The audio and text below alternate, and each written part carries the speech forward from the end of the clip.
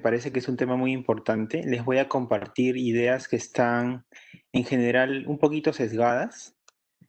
Hay mucho en discusión incluso para el ámbito médico. Entonces, como hay mucho lenguaje o término nuevo para muchos de ustedes, voy a hacer la charla lo más entendible posible y resolveremos las dudas adecuadamente en el transcurso de la misma.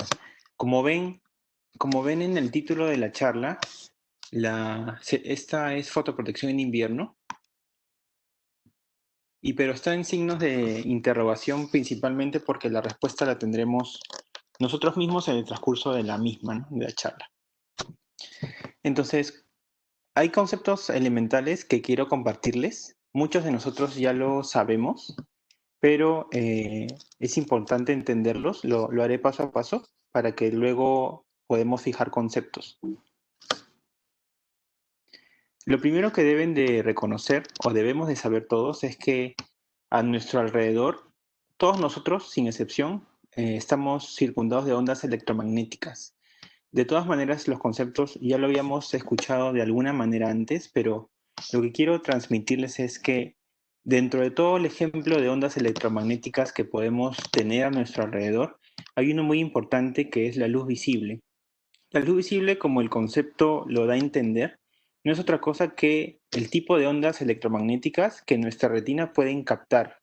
Los colores de las cosas que vemos a nuestro alrededor no son sino el reflejo de una luz común sobre ellas. Es decir, si nos damos cuenta en esta imagen inferior, este ejemplo de luz que incide sobre un prisma puede darse a entender como la luz solar o una luz artificial de una bombilla que tenemos en nuestro domicilio, por ejemplo. Por muchos años antes, no se conocía muy bien cuáles eran los componentes de esta luz común, ¿no? Que como les digo puede ser luz solar o luz artificial. Pero tanto con los prismas como con otros instrumentos se dieron cuenta que la luz común tenía componentes de diferentes colores. Cuando estos componentes se unían, nosotros veíamos una luz muy intensamente blanca o muy amarilla en cuanto a su expresor, ¿no? Expresión. Lo que sucede aquí es que cuando esa luz común, llámese la luz solar o la luz artificial, incide sobre ciertos objetos, los objetos por propiedades de los mismos van a hacer que esa luz rebote o se refracte y que nuestros ojos capten ese color único que el material refleja, ¿no?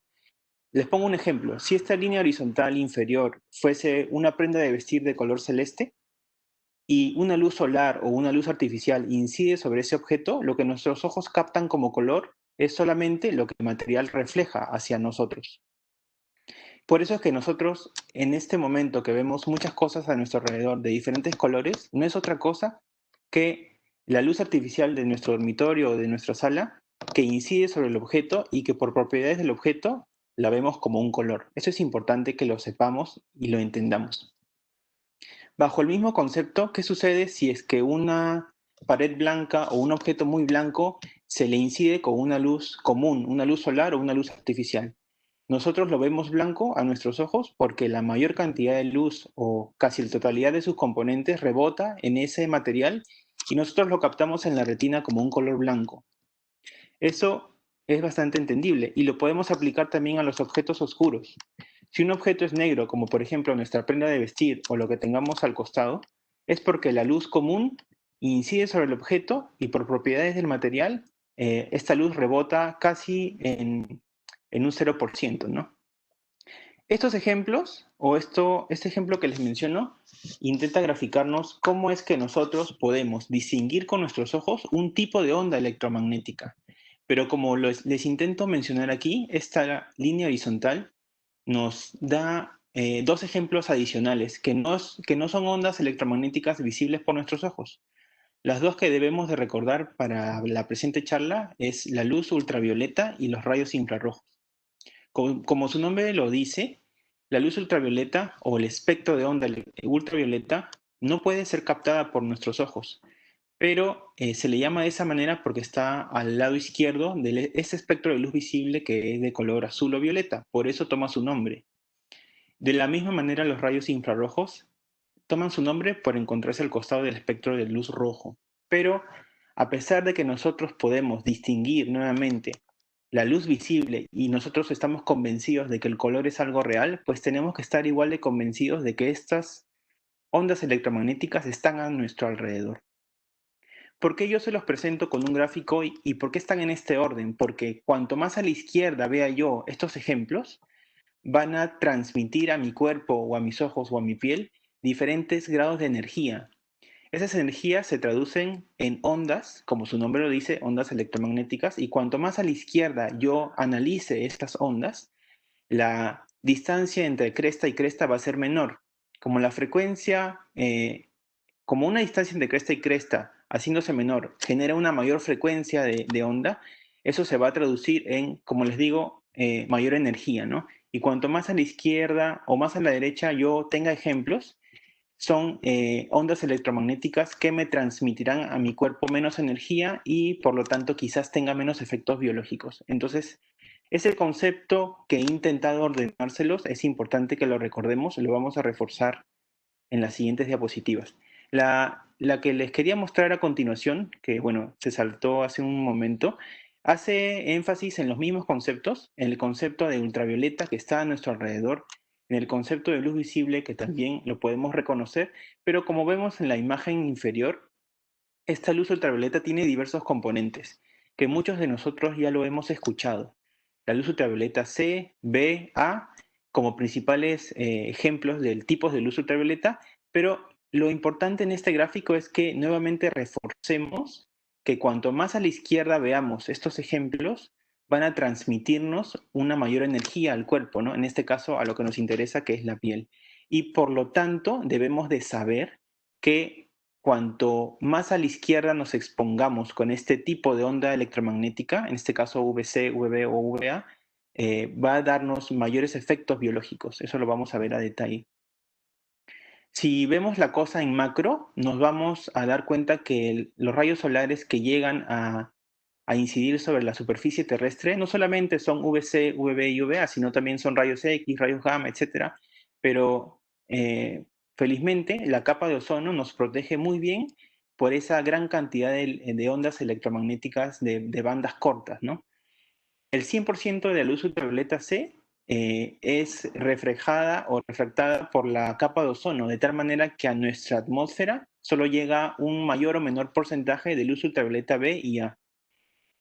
Como recuerdan en la diapositiva anterior, la luz ultravioleta C está más a la izquierda de ese espectro electromagnético, entre tantas, ¿no? Entonces, felizmente no nos tenemos que preocupar en la vida diaria de este tipo de onda electromagnética, pero sí de las que nos pueden llegar a afectar, ¿no? Que son VB y VA. Ustedes se podrán preguntar, viendo la imagen anterior, pues cada vez que yo me expongo y cada vez que yo expongo mi piel a ultravioleta B y ultravioleta A, pues cuánto daño me hago, ¿no?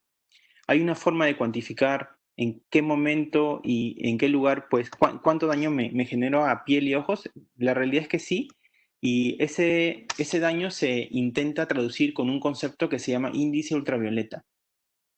Lo más probable es que muchos de nosotros ya hayamos escuchado ese concepto, pero de repente se nos ha pasado de largo, ¿no?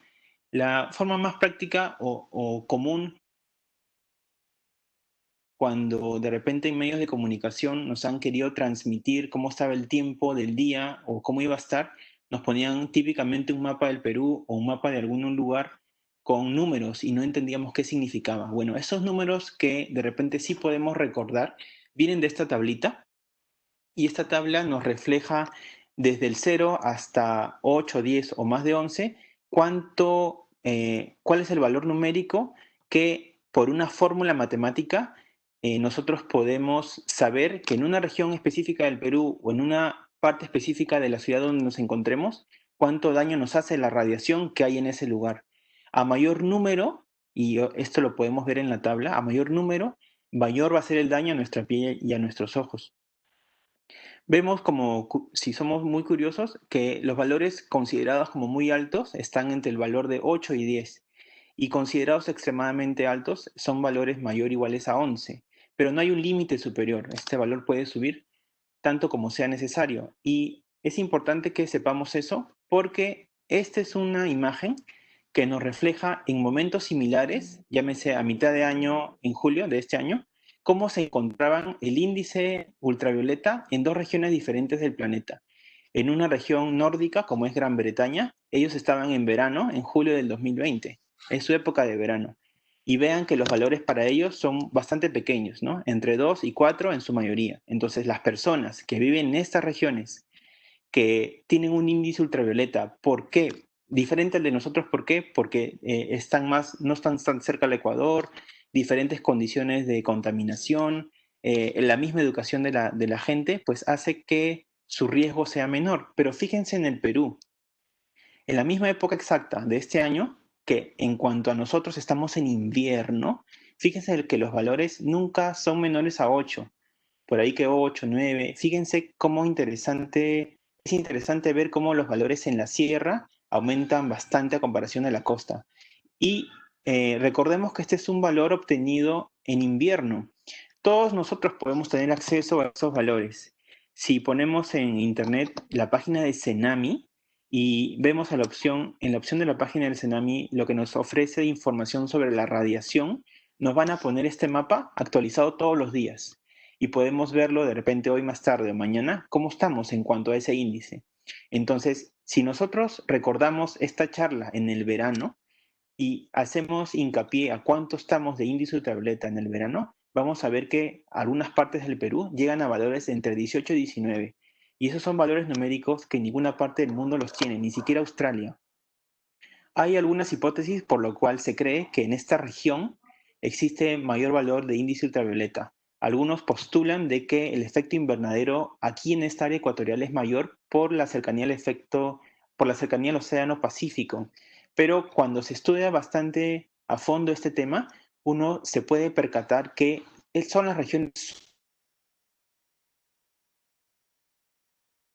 el norte de Chile, como el desierto de Atacama y casi todo Bolivia, las que presentan los índices ultravioletas más altos de todo el mundo.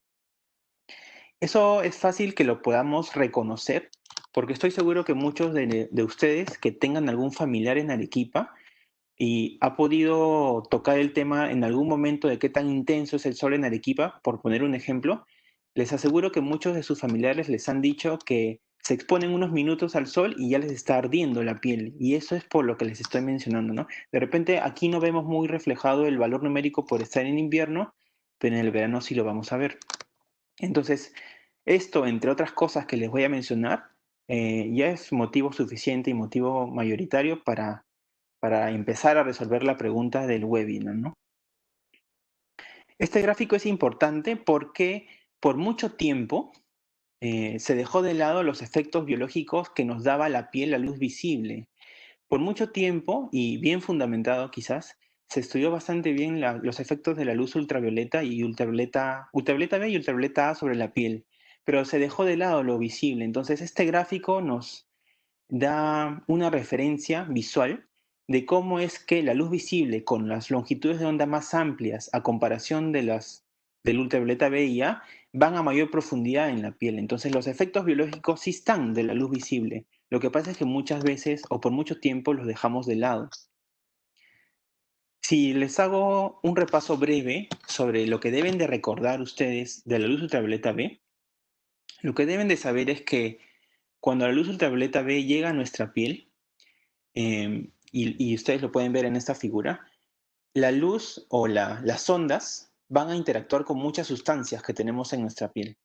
Cuando la onda electromagnética de luz ultravioleta B llega a nuestra piel, muchas moléculas y sustancias van a interactuar con ese tipo de onda.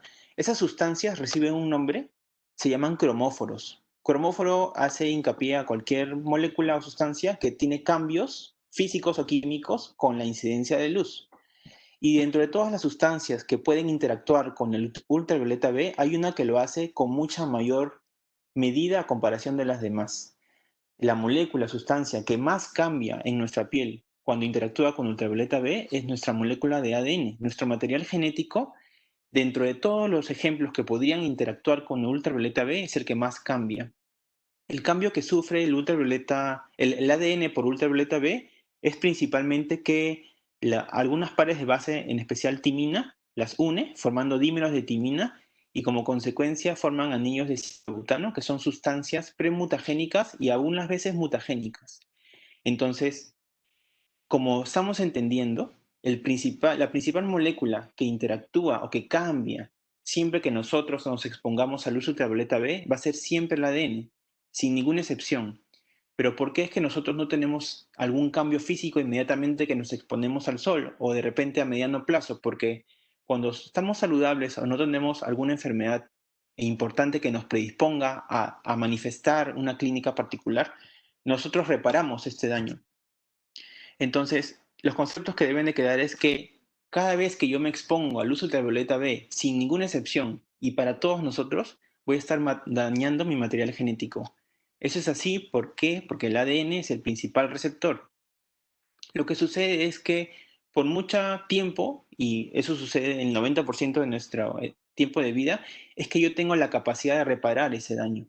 Hay niños que nacen con eh, alteraciones genéticas en donde ellos pierden esta capacidad de daño y en el día a día, y probablemente ustedes lo ven también en casa y con familiares, es que las personas adultas mayores empiezan a presentar estos tumores de piel, estos carcinomas vasocelulares o melanomas, etcétera. ¿Por qué? Porque por mucho tiempo han recibido ultravioleta B y durante mucha etapa de su vida han podido reparar ese daño, pero cuando el sistema empieza a tener ciertos defectos, empiezan a salir estos tumores y por eso es que de repente lo vemos más en nosotros mismos cuando somos adultos mayores o en un familiar cercano que tengamos. Esa es la explicación. Siempre voy a dañar mi material genético, pero eventualmente pierdo la forma o la capacidad de repararlo. Entonces ustedes se podrán preguntar, una vez que yo tengo ese concepto, una vez que yo sé que en bastante proporción el ultravioleta B me puede generar mucho daño, ¿cómo es que yo reconozco que mi piel se ha expuesto a ultravioleta B? Una forma práctica de saber esto es que yo debo de reconocer cuando mi piel se pone eritematosa o roja, ¿no? Debido a que ultravioleta B, por lo que les decía al principio, ¿no? Debido a que ultravioleta B es el- la principal onda electromagnética que está a nuestro alrededor, llámese cuando estamos exponiéndonos al sol, ¿no? Y que esta, a comparación de las demás, es la que me transmite más energía, por estar más a la izquierda de esa línea que les mostré, es la principal causante de eritema solar. Cuando yo voy a la playa o me expongo por mucho tiempo, de manera de repente descuidada, o de repente yo tengo una piel muy blanca y me expongo al sol, voy a ver con facilidad que mi piel se pone rosada o roja. Y eso inmediatamente, que ustedes ya lo están aprendiendo, debe de traducirles que yo me he expuesto sin ninguna duda a cierta cantidad de ultravioleta B. Y por lo tanto, ya fijando esos conceptos, ustedes deben de recordar o pensar que siempre van a exponerse, siempre que se expongan de esa manera van a estar dañando su material genético. Eso no hay ninguna excepción para eso. ¿Qué les puedo decir de ultravioleta A para que podamos recordar? De la misma manera que ultravioleta B, ultravioleta A va a llegar a nuestra piel y a diferencia de la primera, en ultravioleta B solamente vamos a tener efectos en el material genético de la piel más superficial, que se le llama epidermis. Pero ultravioleta A, por la longitud de onda más amplia que tiene una capacidad para penetrar más en el tejido a nivel más profundo. Y lo que sucede aquí es que de la misma manera, como ultravioleta B tenía cromóforos, que son sustancias que captan con mayor afinidad que otras o interaccionan con mayor afinidad que otras, ultravioleta A también tendrá cromóforos. Y el principal cromóforo o sustancia que interactúa con la luz ultravioleta A es el colágeno de la dermis. Ven en esta imagen, aprovechándola al máximo, cómo es teóricamente el colágeno de una piel que se ha cuidado muy bien del sol. Es un colágeno lineal que presenta una estructura bastante regular. En cambio, el colágeno dañado por luz ultravioleta, pues histológicamente tiene ciertas características y presenta clínicamente ciertos cambios que nosotros lo podemos notar en la piel. El principal cambio que nos dará, como dice la diapositiva, es envejecimiento prematuro. Como daño a mi colágeno, voy a tener tres signos o dos signos asociados al daño de colágeno. Y estos son arrugas, flacidez cutánea y manchas. El tema de las manchas no está tan asociado al daño de colágeno, pero estos tres conceptos que nosotros podemos de repente reconocer en nosotros mismos o en algún familiar o en algún paciente son daños o consecuencias prácticamente directas de la exposición ultravioleta A. Las arrugas se verán más en las pieles claras y las manchas se verán más en las pieles trigueñas oscuras. Entonces, eso es importante que recordemos respecto al ultravioleta A. Conceptos respecto a la luz visible. Como les decía, tanto ultravioleta B como A como luz visible son conceptos que debemos de reforzar en esta charla. Entonces, ¿de qué provecho le podemos sacar a este gráfico? Recuerden que todo lo que veamos más a la izquierda, en este orden particular que tienen los colores de la luz visible, todo lo que veamos más a la izquierda tendrá más efecto biológico o más incidencia sobre nuestra piel o nuestros ojos que cualquier ejemplo que lo comparemos con la derecha, ¿no? Entonces, el espectro de luz violeta, índigo o azul tendrá mayores efectos biológicos sobre nuestra piel que la luz naranja o rojo, ¿no? Con esta comparación. A ese espectro de luz visible de colores violeta, índigo, azul, se le llama comúnmente, con términos científicos, longitudes de onda corta del espectro de luz visible. Ese es el nombre que usualmente uno lo puede reconocer en los artículos o en los libros. Pero existe un concepto más común, no solamente al ámbito médico, sino en realidad a todos nosotros, que es el concepto de luz azul. Luz azul no hace referencia solamente a este colorcito que vemos acá, sino el concepto de luz azul hace referencia a todo este espectro, violeta, índigo, azul. Y más o menos va desde los 400 hasta los 550 nanómetros más o menos. Y es bien conocido por todos nosotros, por las personas que son médicos y no médicos, que la luz azul tiene efectos biológicos que se han estudiado por muchos años. Y los mayores estudios han sido en realidad a nivel de la luz, o de repente no se le ha dado tanta importancia a la relevancia que tiene la misma en la piel. Entonces eso es importante que lo reforcemos hoy y que no solamente hablemos de cosas teóricas, porque hasta el momento hay bastante de teoría, sino que después les voy a dar bastantes ejemplos prácticos y les va a parecer más interesante. Este es un artículo que me parece muy importante podérselos mostrar. Hay muchos conceptos sobre luz visible que vienen desde los años 90. Hay artículos bastante, bueno, antiguos entre comillas, pero este es un artículo de 2018 que recapitula muchos de los conceptos que han venido dándose a lo largo del tiempo. Este estudio se estudiaron nemátodos, que son gusanos, que tienen ciclos de vidas cortos, pero que se pueden estudiar muy bien, y lo que hicieron con los gusanitos es que los expusieron a horas distintas de luz visible. Algún grupo de gusanos se expusieron a 24 horas continuas de luz visible y fueron disminuyendo esa proporción hasta que un grupo distinto de nemátodos se expuso en su totalidad a oscuridad. Y compararon qué efectos tenían estos nemátodos en los diferentes grupos y observaron tres conclusiones interesantes. La primera es que en los grupos de nemátodos que se expusieron a mayores horas de luz visible, tanto la superficie de área corporal como el tamaño en longitud eran significantemente diferentes que los nemátodos que se exponían pues a nada de luz visible, siendo la mayor proporción de tamaño en crecimiento los que tenían menos exposición a luz visible. Asimismo, cuando compararon estos nemátodos en la edad adulta, cuánto tiempo es que estos mismos vivían, vieron que la mortalidad de los gusanitos eran mayores o era mayor cuando las larvas o los nemátodos, perdón, se exponían a luz visible a mayor cantidad de horas. Fíjense cómo esta línea más oscura hace representación al grupo de nemátodos que no se expuso a la luz y cómo vamos teniendo una progresión bastante entendible, siendo esta línea más clara el ejemplo de los nemátodos que se expusieron a mayor cantidad de luz visible. Fíjense los pocos días que vivían los nemátodos a comparación de los que no se expusieron a la luz. Y cuando compararon dentro de un mismo grupo, si es que la intensidad de luz al cual el nemátodo se exponía, había variación en la mortalidad y se dieron cuenta que sí. Cuanto más intensa era la luz, independiente de la cantidad de horas, la mortalidad también aumentaba en ese grupo particularmente. Entonces esas son conclusiones interesantes de un artículo que es relativamente reciente, pero que recapitula ideas que ya se venían dando. Lo interesante de esto es que los autores también hacen hincapié porque descomponen la luz y se dan cuenta cuáles son los espectros de luz visible que más influían en esta mortalidad.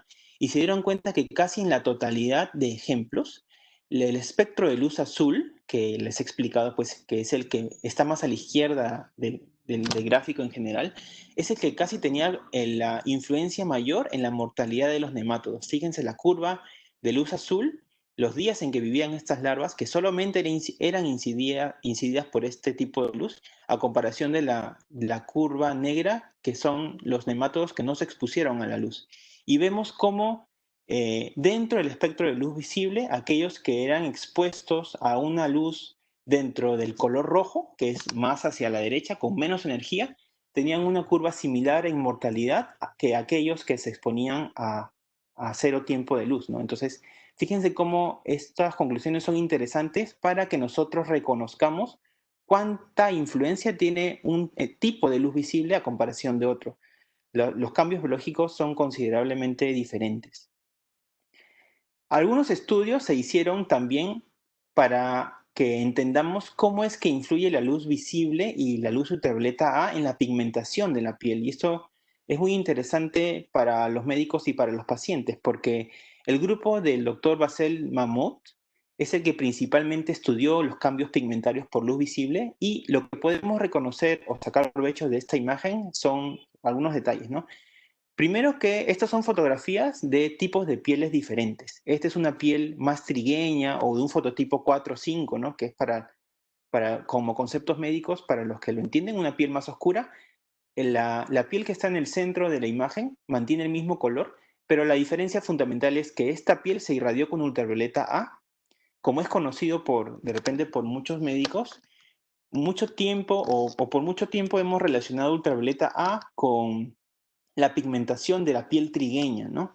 Mucho concepto, hemos repetido mucho los conceptos que en general la piel más oscura, de repente de nuestra población, tiene mayor tendencia a pigmentarse, pero en realidad el grupo del doctor Mahmoud se dio cuenta de que la pigmentación principal que sufrían estas pieles más oscuras, de fototipo 3, 4, 5 o de repente 6, más se influía por la luz visible que por la A. Fíjense cómo comparando este tipo o este color de piel a un color más claro, como un fototipo 2, incluso desde las 00 horas que esta piel se incidía con luz visible, en este caso, nunca se pigmentaban, o era muy difícil que se pigmente los fototipos más claros. Los fototipos 2, fototipos 1 tenían poca inflamación y poca pigmentación. Lo interesante aquí es que se dieron cuenta que cuando se incidían ciertas cantidades de luz o luz visible o ultravioleta A, y empezaron a compararlo después de un día, después de una semana o después de 2 semanas, la única que persistía en su pigmentación era la luz visible. Eso era interesante porque por mucho tiempo se asoció que la luz ultravioleta A era la principal responsable de pigmentación, pero empezaron a darse cuenta que no era tanto así. La exposición inmediata causaba tanto pigmentación en el grupo de ultravioleta A, expuestos al ultravioleta A, como en el grupo de luz visible, ¿no? Pero se dieron cuenta, interesantemente, que para producir una pigmentación duradera en las pieles más oscuras, llámese una semana de pigmentación o incluso 2 semanas, era tan solo necesario 30 o 35 minutos de exposición a luz solar. Ustedes podrán preguntar, pero eso es muy poco tiempo, ¿no? ¿Cómo es posible que yo me exponga tan poco tiempo a una luz solar, de repente sin protección, y que yo me pigmente con tanta facilidad? Eso se explica, y eso de repente lo van a entender un poquito los médicos que nos acompañan. Si es que han ahondado en el tema, existen unos receptores en la piel, que especialmente lo tienen, o que de repente solo lo tienen, las pieles de fototipo 3, 4, 5 y 6, que son las pieles más trigueñas oscuras. Las opsinas 3, que son de repente conceptos más con términos médicos que algunos han podido escuchar antes, son receptores dependientes de vitamina, dependientes de calcio, pero son receptores de membrana que estimulan la vía de la tirosina de una forma diferente, ¿no? Son receptores que captan con mayor facilidad o casi exclusivamente luz visible, y que no lo tienen los fototipos más claros. Entonces, entre esa explicación de los receptores de membrana que lo tienen las pieles más oscuras y entre otras explicaciones adicionales, es el porqué de la facilidad que con las pieles oscuras se pigmenta uno al exponerse a la luz del sol. Y como se pueden dar cuenta, los minutos que necesito para pigmentarme no son demasiados. Y uno se preguntará, ¿pero por qué la luz solar? Y eso es porque el espectro de luz visible que nos genera la luz solar siempre es elevado. tanto de luz azul como de los demás componentes. Son valores muy elevados. Luego lo vamos a poder comparar con otros ejemplos. Y lo interesante también de este estudio del doctor Mahmoud es que él concluyó junto con sus colaboradores que cuando cuantificaban la energía que era necesaria, ustedes recordarán que la energía se puede medir de diversas formas, como watts o como joules, pero ellos cuantificaron la energía en joules por un área determinada, en este caso por centímetro cuadrado, que era necesaria para que este tipo de piel de un color trigueño o más oscuro se pigmentara, especialmente con luz visible. El punto de corte que nosotros, tanto médicos como de repente pacientes, debemos de recordar para esta charla es 60 joules por centímetro cuadrado. Entonces, eso puede sonar un concepto muy teórico, pero luego que les dé ejemplos prácticos, lo vamos a saber aplicar. Cuando una persona de piel entre fototipo 3, 4 o en general un fototipo trigueño o piel más oscura recibía cierta cantidad de energía solar, ya sea comparable en minutos, o medible en minutos, o medible en joules por centímetro cuadrado, pues presentaba cierta pigmentación, especialmente cuando recibía más de este valor. Eso es lo que debemos de recordar. Entonces, hasta este punto les he tocado algunos conceptos teóricos que tienen nombres algo difíciles, a veces son fáciles de recordar, pero todo hasta ahora es teoría. Entonces, ustedes se preguntarán, ¿cómo es que yo puedo recordar todo lo que he escuchado o cómo es que lo puedo aplicar? Entonces, de aquí en adelante quiero darles ejemplos prácticos del día a día, ¿no?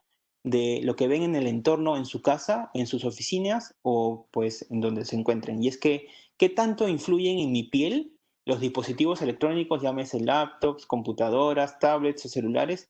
¿Qué tanto influyen las bombillas de luz que puedo tener en la casa? ¿Cuál es la diferencia de una con otra? ¿Es posible que yo me pigmente? ¿Es posible que yo reciba luz azul o luz visible o ultravioleta de pantallas? Eso es algo que es un tabú tanto para muchos dermatólogos como para pacientes, porque cuando hay un paciente que nos hace esa pregunta, muchas veces no sabemos qué responderle si es que no tenemos los conceptos claros. Y de repente los conceptos claros se basan en que no hay muchas publicaciones respecto al tema. Muchos de los estudios se han hecho para el tema de oftalmología y pocos para dermatología. Entonces, para entender bien esto, para interiorizarlo y que nadie nos pueda decir otra cosa, sino que estar convencidos de lo que estamos haciendo o viendo, es importante que yo les haga un repaso de cómo funciona cada dispositivo. Y sabiendo cómo funciona cada dispositivo, llámese bombillas o dispositivos con pantalla, podemos sacar nuestras propias conclusiones. Lo primero que quiero hacerles recordar es esto, que de repente muchos de nuestros domicilios ya no lo tenemos, que son las bombillas incandescentes, los típicos o clásicos focos, ¿no? Lo que debemos de saber aquí es que en el siglo XIX se empezaron a aplicar o a utilizar, ¿no? El concepto de su invención se lo atribuyen o a tanto Alva Edison como a Joseph Swan en Inglaterra. Hay dudas respecto a eso, pero lo importante para nosotros, médicos y pacientes, es aprender cómo funciona, porque aprendiendo cómo funciona, ya sea que lo tengamos o no, podemos saber si nos hace daño o no. Entonces, ¿cómo es que funciona esto que vemos acá? Que es un filamento eh, unido a ciertos dispositivos de corriente eléctrica y con un vidrio alrededor. Entonces, ¿cómo funciona? Lo que se dieron cuenta en el siglo XIX era que uniendo un cable muy delgado a dispositivos de corriente eléctrica, y cuando ese cable era muy delgado, por ejemplo, un filamento de tungsteno, que se dieron cuenta que el tungsteno funcionaba mejor, el cable con el calor generaba luz en realidad, pero la luminicidad que generaba ese cable era consecuencia indirecta del calor. El choque de los electrones y el calor que producía ese cable de tungsteno generaba una luminosidad cuanto más delgado sea el cable. Pero se empezaron a dar cuenta, o se dieron cuenta rápidamente, que cuando ese cable que estaba con corriente eléctrica y que producía luminosidad se exponía al oxígeno, ese cable se oxidaba y se desintegraba. Entonces, por eso es que le pusieron una cubierta de vidrio. Generaban luminosidad de manera indirecta como consecuencia de que, por sobre todo, generaban fricción en el cable y producción de calor.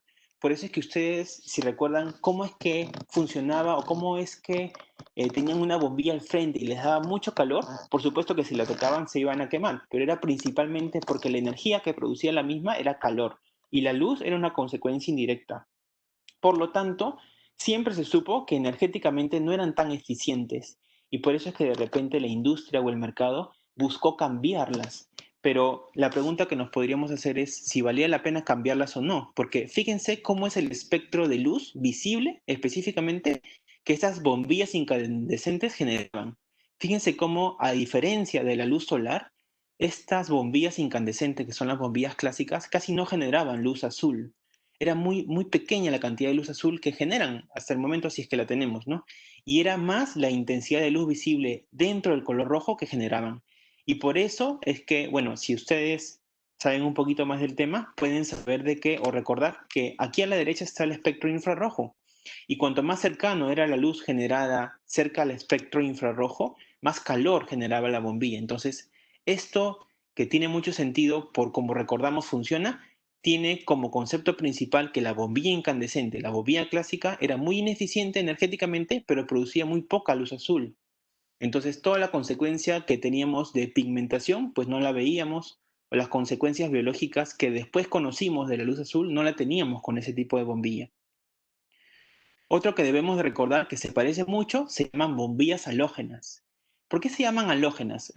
Lo primero que deben de reconocer aquí es que esta bombilla de nombre diferente, aunque de aspecto muy similar, tiene un espectro de emisión de luz muy similar a la bombilla clásica, con muy poca luz azul. ¿Pero por qué se le llama halógena? Porque se dieron cuenta que usando o cubriendo el filamento de tungsteno con un gas halógeno, y aquí vemos gráficamente cómo lo cubren, generaban que el filamento tenga mayor tiempo de vida. Y eso hacía que la bombilla pues dure bastante más, ¿no? Bastante más.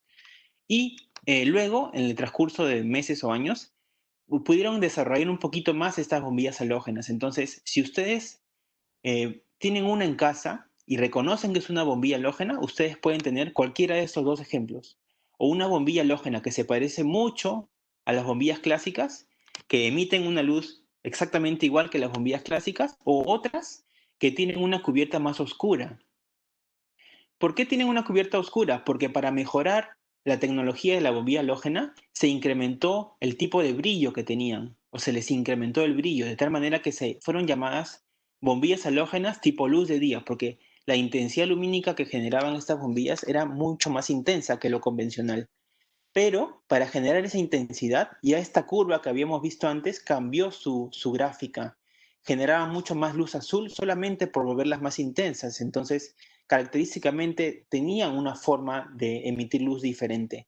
Pero era relativamente, o sea, la cubierta lo protegía relativamente bien porque tenía fósforo. Y lo vamos a aprender luego que el fósforo en muchos dispositivos electrónicos o en muchas bombillas nos protege relativamente bien de luces que son perjudiciales. Fluorescentes es un tipo de bombilla que les aseguro que muchos de ustedes tienen en el lugar de trabajo, si es que no la tienen en casa, muchos consultorios de cualquier especialidad, tanto de clínicas como de hospitales, les aseguro que usan bombillas fluorescentes, de repente en algunos de sus domicilios usan otro tipo, pero es importante que sepamos cómo funcionan y si nos afectan o no. La manera más práctica de saber cómo funcionan es que debemos de recordar que adentro de estas bombillas, que se llaman fluorescentes, hay mercurio. Cuando los átomos de mercurio son estimulados, generan ultravioleta. A diferencia de las bombillas anteriores que no generaban ultravioleta, las luces fluorescentes sí generan luz ultravioleta. Y nosotros hemos aprendido al principio de esta charla que no es tan bueno exponerse a luz ultravioleta por diversos motivos. ¿Qué sucede? Por lo cual esto sí lo podemos usar. Y es que el recubrimiento de las lámparas fluorescentes tienen también fósforo. Y cuando el ultravioleta interactúa con el recubrimiento de fósforo, se genera un fenómeno que se llama fluorescencia. Y por el fenómeno de fluorescencia yo puedo emitir luz que puedo recibir. Entonces la pregunta que ustedes harían es, si saben que estos dispositivos o estas bombillas funcionan emitiendo ultravioleta, pero solamente la capa de fósforo que pueden tener en su recubrimiento los protege, la pregunta sería, ¿confiarían completamente en el fósforo? La respuesta sería, de repente no, porque si ustedes en algún momento reconocen que alrededor suyo tienen una lámpara fluorescente, donde quiera que se encuentren, y ustedes hacen el experimento de intentar medir si es que este dispositivo emite o no ultravioleta, se van a dar con la sorpresa de que sí. Muchas veces hemos tenido a la mano estos brazaletes que se ponen morados cuando nos exponemos a la luz del sol y pues nos dicen cuánta luz ultravioleta a cuánta luz ultravioleta nos estamos expuestos, pues utilicen esos brazaletes para ponerlos muy de cerca a estos focos fluorescentes y se van a dar cuenta cómo característicamente se ponen también morados. Entonces, ¿las lámparas fluorescentes emiten ultravioleta? Sí. ¿Las lámparas fluorescentes emiten luz visible? Por supuesto que sí, pero también emiten luz azul. Entonces, a tener cuidado con eso, ¿no?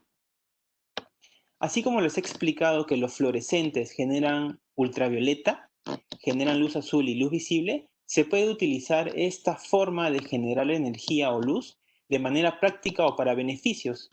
Hemos aprendido que la generación de ultravioleta puede darse o aplicarse para fototerapia, cámaras o cabinas de bronceado o tubos germicidas. ¿Y cómo funciona esto? Pues generan de la misma manera ultravioleta, pero cambian el recubrimiento de tal manera que una forma controlada de luz ultravioleta puede generarse y puede usarse para fines terapéuticos. Entonces, las lámparas de luz para fototerapia que de repente nosotros los médicos hemos usado o que algunos de ustedes como pacientes ha escuchado o ha visto, no son otra cosa que lámparas fluorescentes, por lo tanto refuerzan el detalle de que emiten ultravioleta, pero pueden controlarse para nuestro beneficio.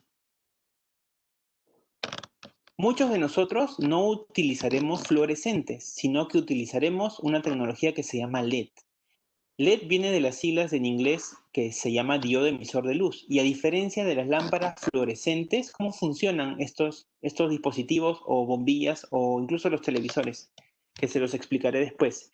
Tienen unas estructuras muy pequeñas en donde hacen pasar corriente eléctrica y esas estructuras se llaman diodos. Son diodos semiconductores emisores de luz. Ya no usan mercurio ni usan gases para generar energía eléctrica. Entonces utilizan un sistema, un concepto que se llama electroluminiscencia.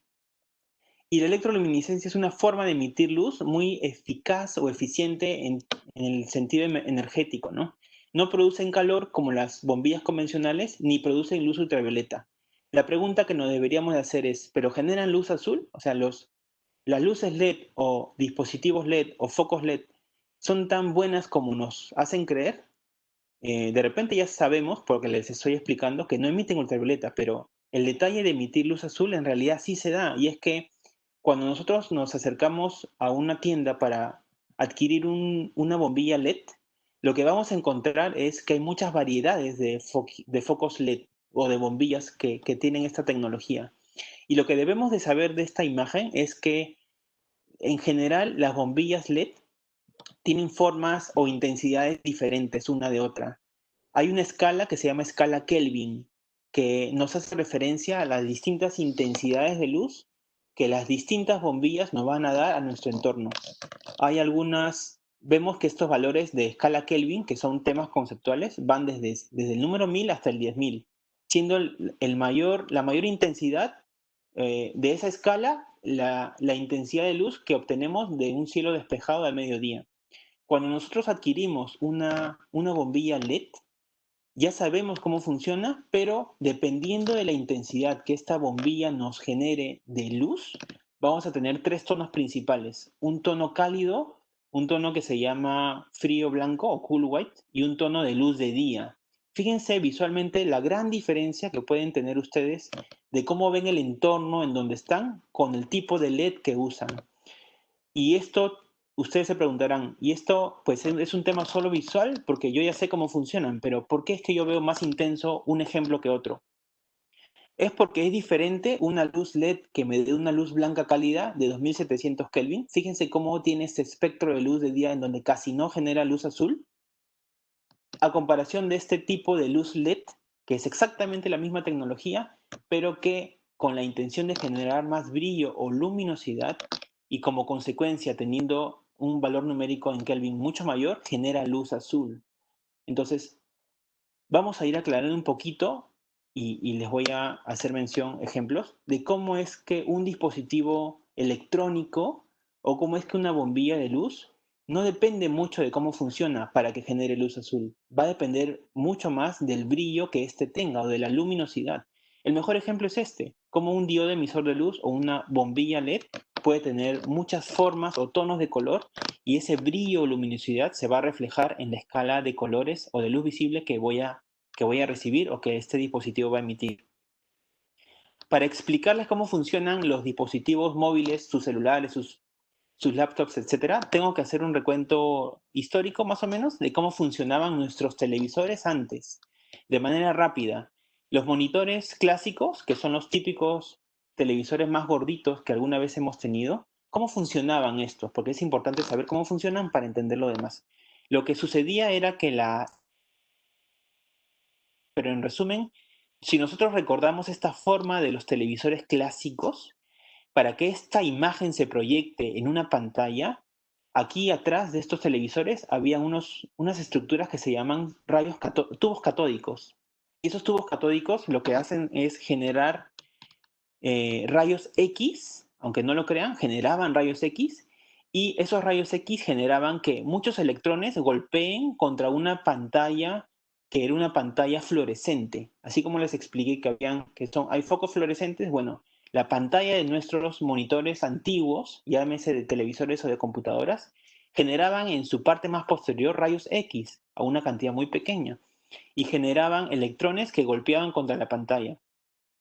Como esta pantalla fluorescente tenía fósforo en su contorno, no había mucho problema en realidad, porque parte del interior del televisor, cuando generaba la imagen, también generaba luz ultravioleta.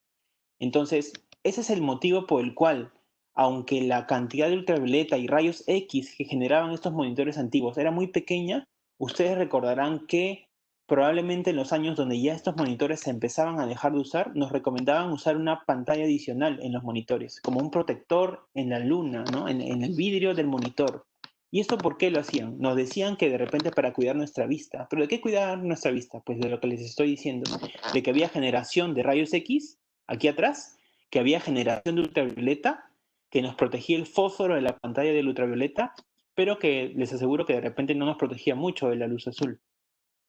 Luego, conforme pasaron los años, solamente se agregaron píxeles de colores, tanto a la pantalla como a los tubos catódicos, para que estos televisores o monitores generen color. Una vez que les expliqué esto, les puedo ir explicando o podemos empezar a entender cómo es que funcionan las demás pantallas para llegar a la conclusión si nuestro celular, cuando lo vemos todos los días, nos hace daño o no. Estos son los televisores plasmas. Si ustedes hacen un recuento también histórico, de repente ustedes ya no tienen televisores plasmas en sus domicilios o en sus oficinas, porque los plasmas se generaron hace mucho tiempo cerca de los años 80, pero tenían como consecuencia de que consumían mucha energía eléctrica y era costoso su reparación y su creación, ¿no? ¿Y cómo funcionan? Cada cuadradito que vemos acá le llamamos un píxel. Por supuesto que hay muchos más, pero cada cuadradito es un píxel. Y lo que habían en los televisores plasmas era que cada cuadradito era de esta forma y tenía cada uno 3 divisiones que se llamaban subpíxeles. Eran como unas cápsulas adentro de los monitores. Y dentro de estos cuadraditos había un gas o dos gases que eran el xenón y el neón. Cuando la corriente eléctrica pasaba dentro del monitor por estos tubos rojos, lo que pasaba era que el gas de xenón y neón en estas pantallas se convertía a plasma, que es una forma diferente de estado físico.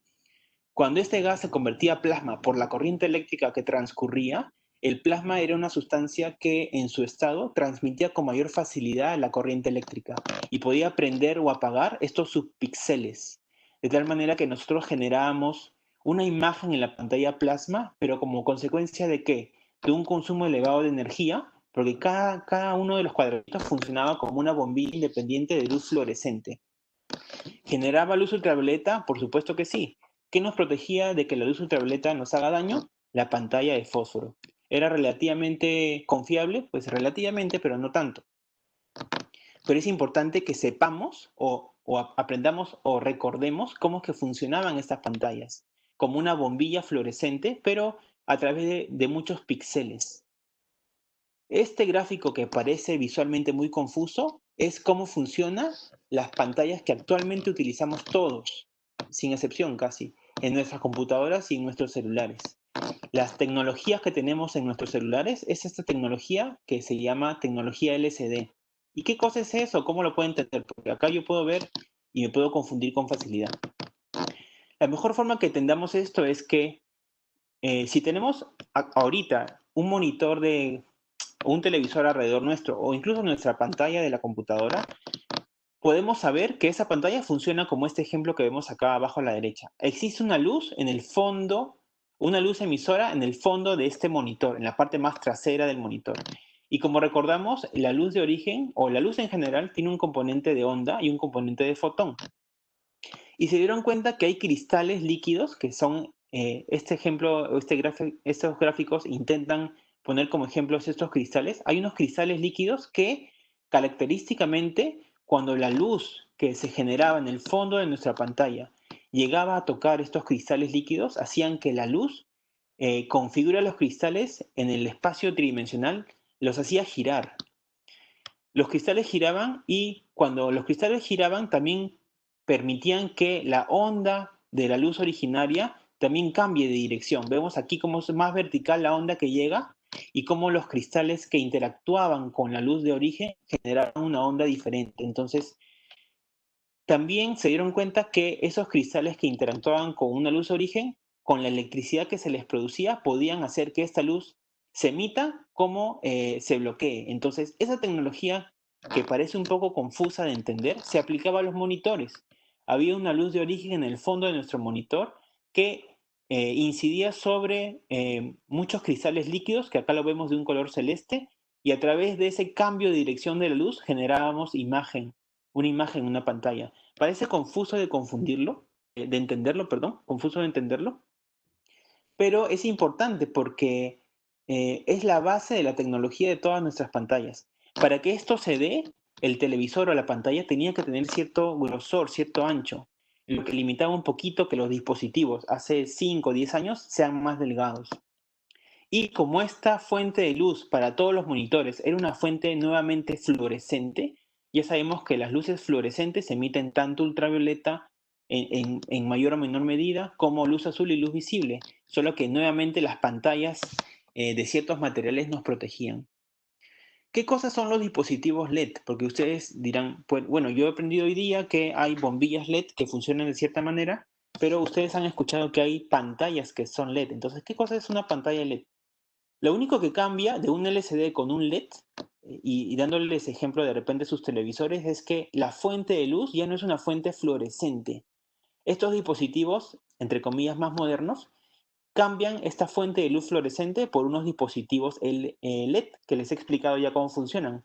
De tal manera que continuaba el concepto de forma de generar la luz con cristales. O sea, una pantalla LED es también una pantalla LCD, porque usa esta tecnología. Tiene la misma forma de cambiar la luz o de apagar o prender un píxel en la pantalla. Pero, ¿cuáles eran las diferencias básicas? Que ya teniendo dispositivos LED aquí atrás en la pantalla, podían mejorar mucho la calidad de la imagen, podían prender y apagar algunos dispositivos a libre albedrío para que la intensidad de los tonos oscuros y claros se vea con mejor contraste. Entonces se empezó a usar los focos LED para la tecnología LCD.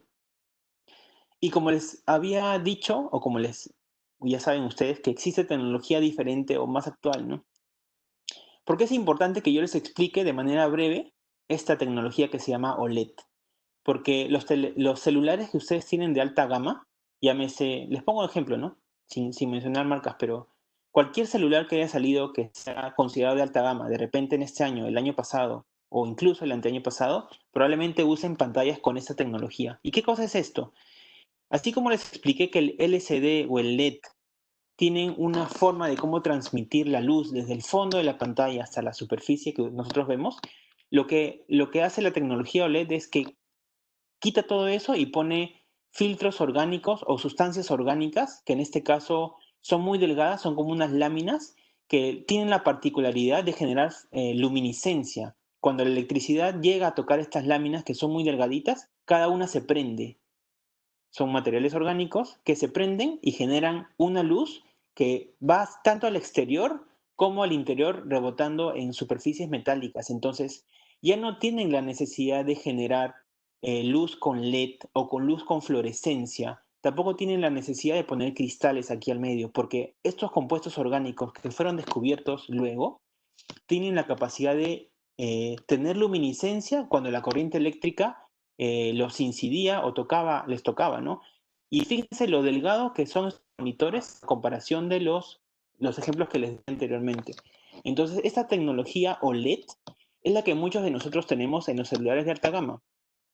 Y se van a dar cuenta porque como las pantallas son más delgadas y no necesitan tener tantos dispositivos adentro, pues nosotros que hemos visto que hay pantallas que se curvan o pantallas de celulares que en los bordes están más curvos hacia el fondo, no son otra cosa que OLED. Porque cuando tienen esta tecnología también pueden curvar la pantalla y hacerlo más delgada y el celular puede verse más delgado. Entonces, ¿por qué les menciono todo esto? Porque el 90% o 80% de pantallas que actualmente están en el mercado tienen tecnología LED y el poco porcentaje, de repente 10 o 20% de tecnología más moderna, que puede ser más cara, presenta estas pantallas OLED. Entonces, ¿por qué es importante reconocerla? Porque les voy a explicar luego de que no importa tanto la forma como se produce la luz, lo que importa es la intensidad.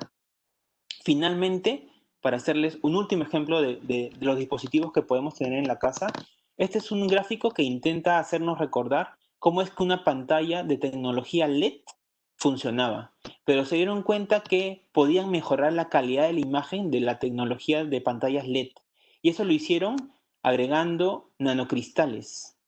Agregaron nanocristales antes de los filtros, antes de los píxeles, y estos cristales eran de muchos tonos de color. Es una forma fácil de recordarlo. Mejoraron la tecnología de las pantallas LED agregándole nanocristales, de tal manera que con cristales muy pequeñitos y de muchos colores podían hacer que esto que se veía bastante nítido en un televisor o pantalla LED mejore muchísimo sus tonos de intensidad de color. Entonces, la tecnología QLED, se hace esa referencia a QLED por Quantum Dots, que es en español, son nanocristales, son como pantallas de televisores o celulares, como la evolución o el siguiente paso de evolución a las pantallas LED. ¿Por qué es importante mencionarles todos estos? Porque de repente en 5 o 10 años casi todo va a ser o QLED o OLED. Pocos dispositivos quedarán como tecnologías LED. Este es un resumen un poco de lo que les decía. Los televisores o pantallas clásicas dejaron de usarse, los plasmas también dejaron de usarse comercialmente solo hasta el 2014 porque consumían mucha energía. Actualmente los más usados por lejos son las pantallas LED, que son las pantallas que tenemos en nuestros celulares o en nuestros televisores. Utilizan cristales líquidos como forma de funcionamiento y cuando nosotros ahondamos un poco más en el tema, pues hay varios tipos de pantalla, eso de repente no es muy importante. Las pantallas OLED, que son clásicamente los dispositivos de alta gama, que son muy delgados y que pueden curvarse, probablemente estén más al alcance de nosotros en los años venideros. Y el QLED, que es una forma diferente de tecnología LED, que también va a estar probablemente en los años venideros más al alcance de nuestra mano, pero que actualmente es muy cara, ¿no? ¿Por qué es importante que yo les haga mención? ¿Por qué es importante que yo tome unos minutos para explicarles esto? Porque probablemente la información que ustedes puedan buscar sobre esto es muy dispersa. Tiene muchos sesgos de opinión, muchos estudios que en realidad no se han hecho. Es difícil poderla plasmar, pero es importante que la puedan entender para saber si necesitan protegerse o no de dispositivos. Entonces la pregunta que viene al caso es, ¿todo lo que les he explicado emite luz azul? ¿Lo que les he explicado emite ultravioleta? ¿Me hace daño? ¿Cómo puedo evitar las consecuencias si es que me hacen daño? La forma como ustedes deben de entenderlo es la siguiente. Deben de recordar dos conceptos. Primero, que la luz azul es un tipo de luz visible. Eso lo tenemos claro por las diapositivas que les he enseñado. Y asimismo tienen que tener claro que toda luz blanca, es decir, toda luz que sea muy intensa, ustedes deben de recordar que tiene un componente de luz azul. Recuerden que la luz que es blanca, muy intensa, con mucho brillo, no es otra cosa que todo el espectro de luz visible que desde la primera diapositiva se los he mostrado y que dentro de ese brillo intenso que nosotros podemos ver en la pantalla existe un componente de luz azul. Por lo tanto, toda pantalla de cualquier dispositivo que emita luminosidad, es decir, brillo, es decir, un color blanco intenso, va a emitir luz azul sin excepción. Eso no importa cómo funcione su pantalla o no importa qué tipo de celular usen. Cuanto más brillo tenga la pantalla y cuanto más blanca sea esta fuente de luminosidad que nos llega hacia el rostro o hacia los ojos, va a emitir luz azul de todas maneras. Pero hay conceptos que tengo que mencionarles para sacar conclusiones prácticas.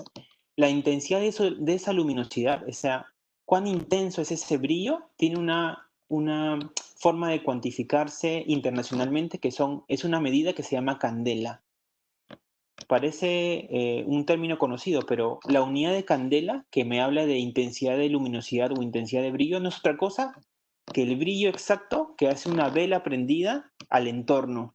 Si ustedes están en completa oscuridad y prenden una vela, esa cantidad de luz que se va a generar es la unidad de candela.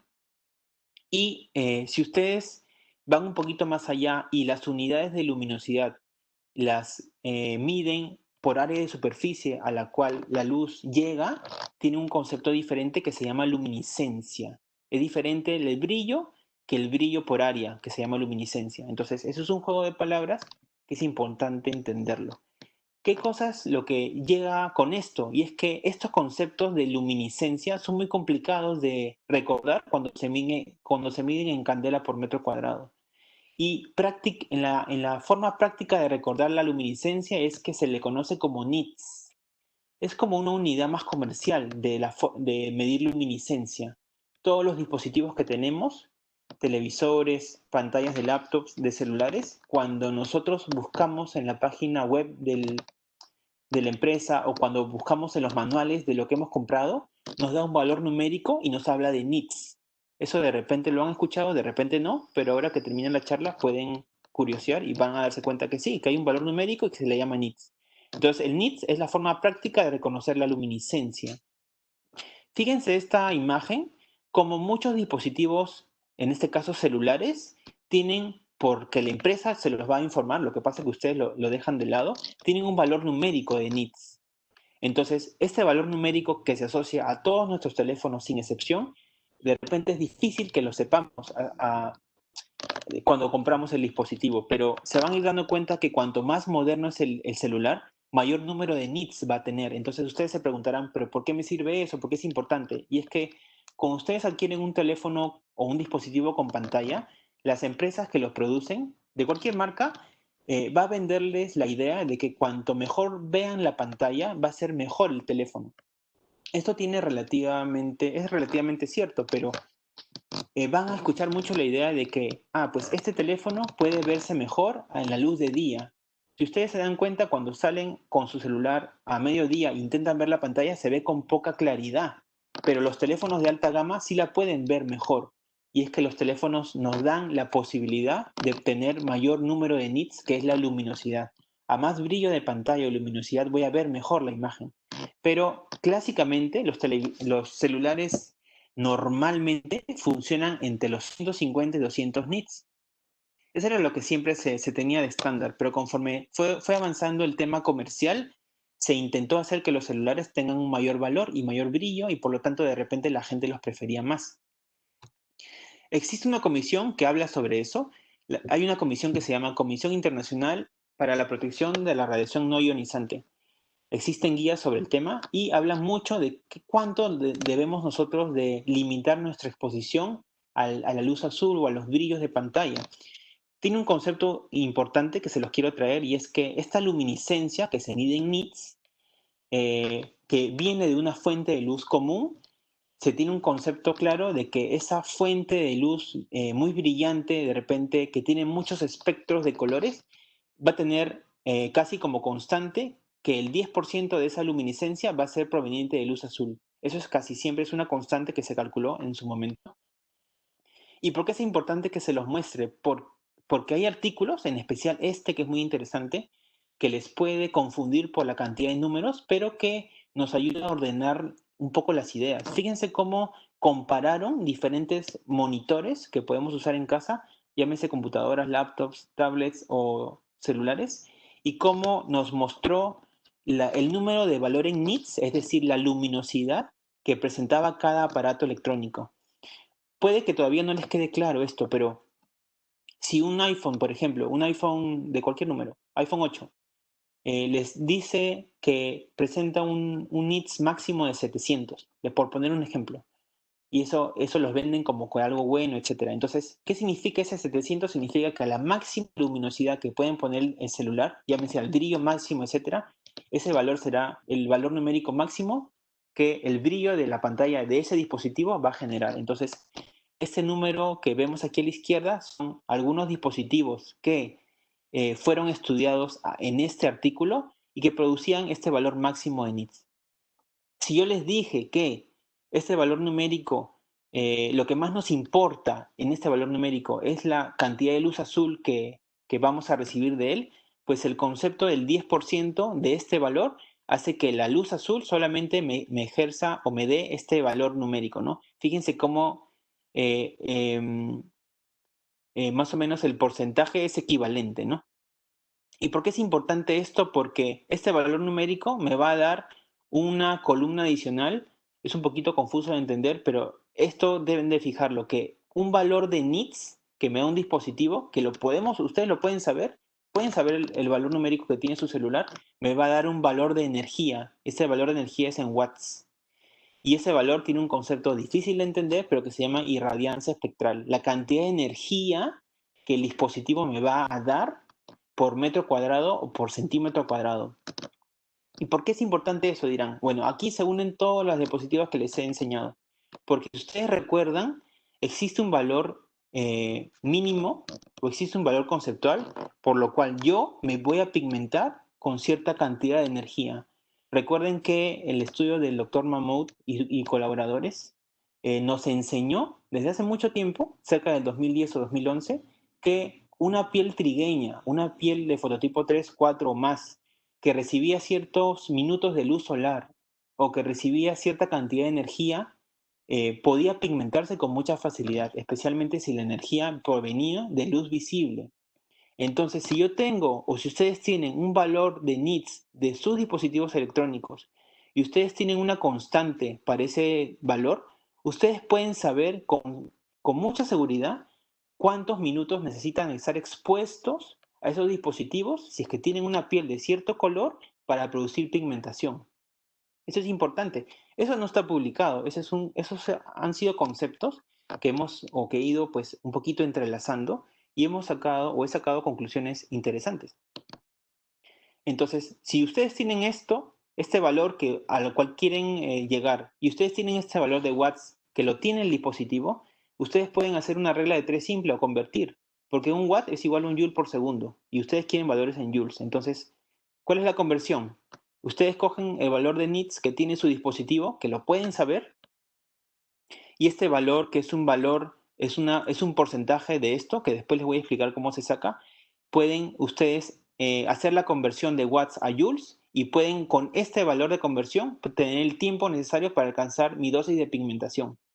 Si yo cojo estos valores y los llevo de metro a centímetro, solamente tengo que moverle los decimales y yo puedo coger este ejemplo, el monitor de 126 nits, y hacer la regla de 3, que es una regla de 3 simple. Si yo tengo este valor de nits y puedo convertir de joules a tiempo, voy a tener que este valor me va a dar un valor aproximado de 15 horas. Porque es el tiempo que yo necesito con esta dosis o con este valor por segundo para alcanzar mis 60 joules. Es solamente regla de 3, simple.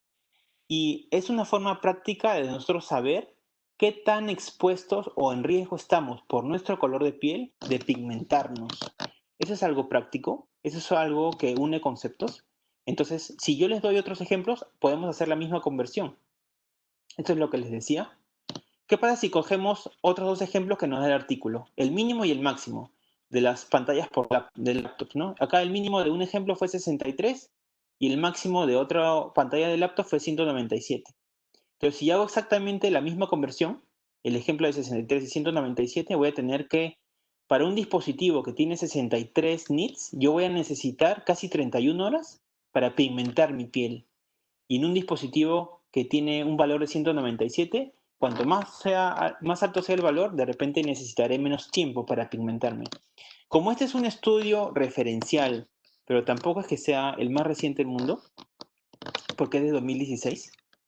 Yo puedo hacer o poner ejemplos de dispositivos que de repente tengo más a la mano. Les pongo un ejemplo que pueden ser el de ustedes. Por ejemplo, una computadora, una MacBook del 2018. Como referencia, y nuevamente les digo, este es un valor que ustedes lo tienen a la mano. Es fácil de obtenerlo. ¿Cuánto brillo tiene su pantalla? En este caso, la MacBook del 2018 tiene comercialmente, nos ofrece un brillo máximo de hasta 400 nits. Y ustedes pueden hacer una regla de 3, que les voy a enseñar cómo se hace luego, para saber cuánto tiempo necesitan ustedes expuestos a esa pantalla al máximo brillo para que si ustedes tienen un fototipo de piel de 3 a más, empiecen a pigmentarse. Y no solamente es una pigmentación que va a durar 24 horas, sino recuerden que ese valor de 60 joules es un valor que ustedes obtienen y se van a pigmentar entre 1 y 2 semanas. Por eso es que muchas personas con melasma, que me ven o que ven a muchos médicos que tienen manchas en la cara, todavía les cuesta entender lo importante que es que le bajen el brillo a sus monitores. Porque independiente del monitor que usan, independiente del tipo de celular que usan, por su tipo de piel, por su color de piel, van a pigmentarse, es irreversible. ¿Qué pasa si usan un bloqueador solar que no les protege contra luz visible? De nada sirve que usen, sean tan estrictos, etcétera, porque esa es una regla que siempre se va a cumplir. ¿Qué pasa si les pongo otro ejemplo de los celulares? El ejemplo que nos da el artículo es de un valor de 178 como mínimo y máximo de 409. Si hago exactamente la misma conversión, voy a tener que, para este valor, me voy a pigmentar en 11 horas y para un valor de 409, similar al de la Mac, voy a pigmentarme en casi 5 horas. Este es un ejemplo de smartphones o de celulares de aquella época. ¿Y cuál es el celular que me ofrece el mayor valor de nits? Fíjense este, el Galaxy S20 Ultra, que es el que comercialmente me ofrece, como si fuese algo bueno, la mayor cantidad de nits en el mercado. Tiene 1342 nits, que ya saben que es la intensidad de brillo en la pantalla. La gracia de este celular es que cuando yo intento comprarlo o cuando lo compro, a mí me ofrecen que comercialmente me va a ser muy útil para verlo en la luz de día. Pero ese celular, si yo uso el brillo máximo del celular, ya sea de día o dentro de mi casa, yo voy a tener que me pigmento tan rápido como 1 hora y 20 minutos, más o menos. Entonces, fíjense la importancia. Entonces, si ustedes dicen, ya, bueno, yo puedo conocer, yo puedo hacer lo que la clase dice y yo puedo averiguar cuánto brillo puede tener mi teléfono móvil o mi pantalla, porque el que me lo vende me lo da, ¿no? Entonces ustedes dirán, pero ¿cómo puedo saber, doctor, cuál es el valor de horas en que me va a hacer daño?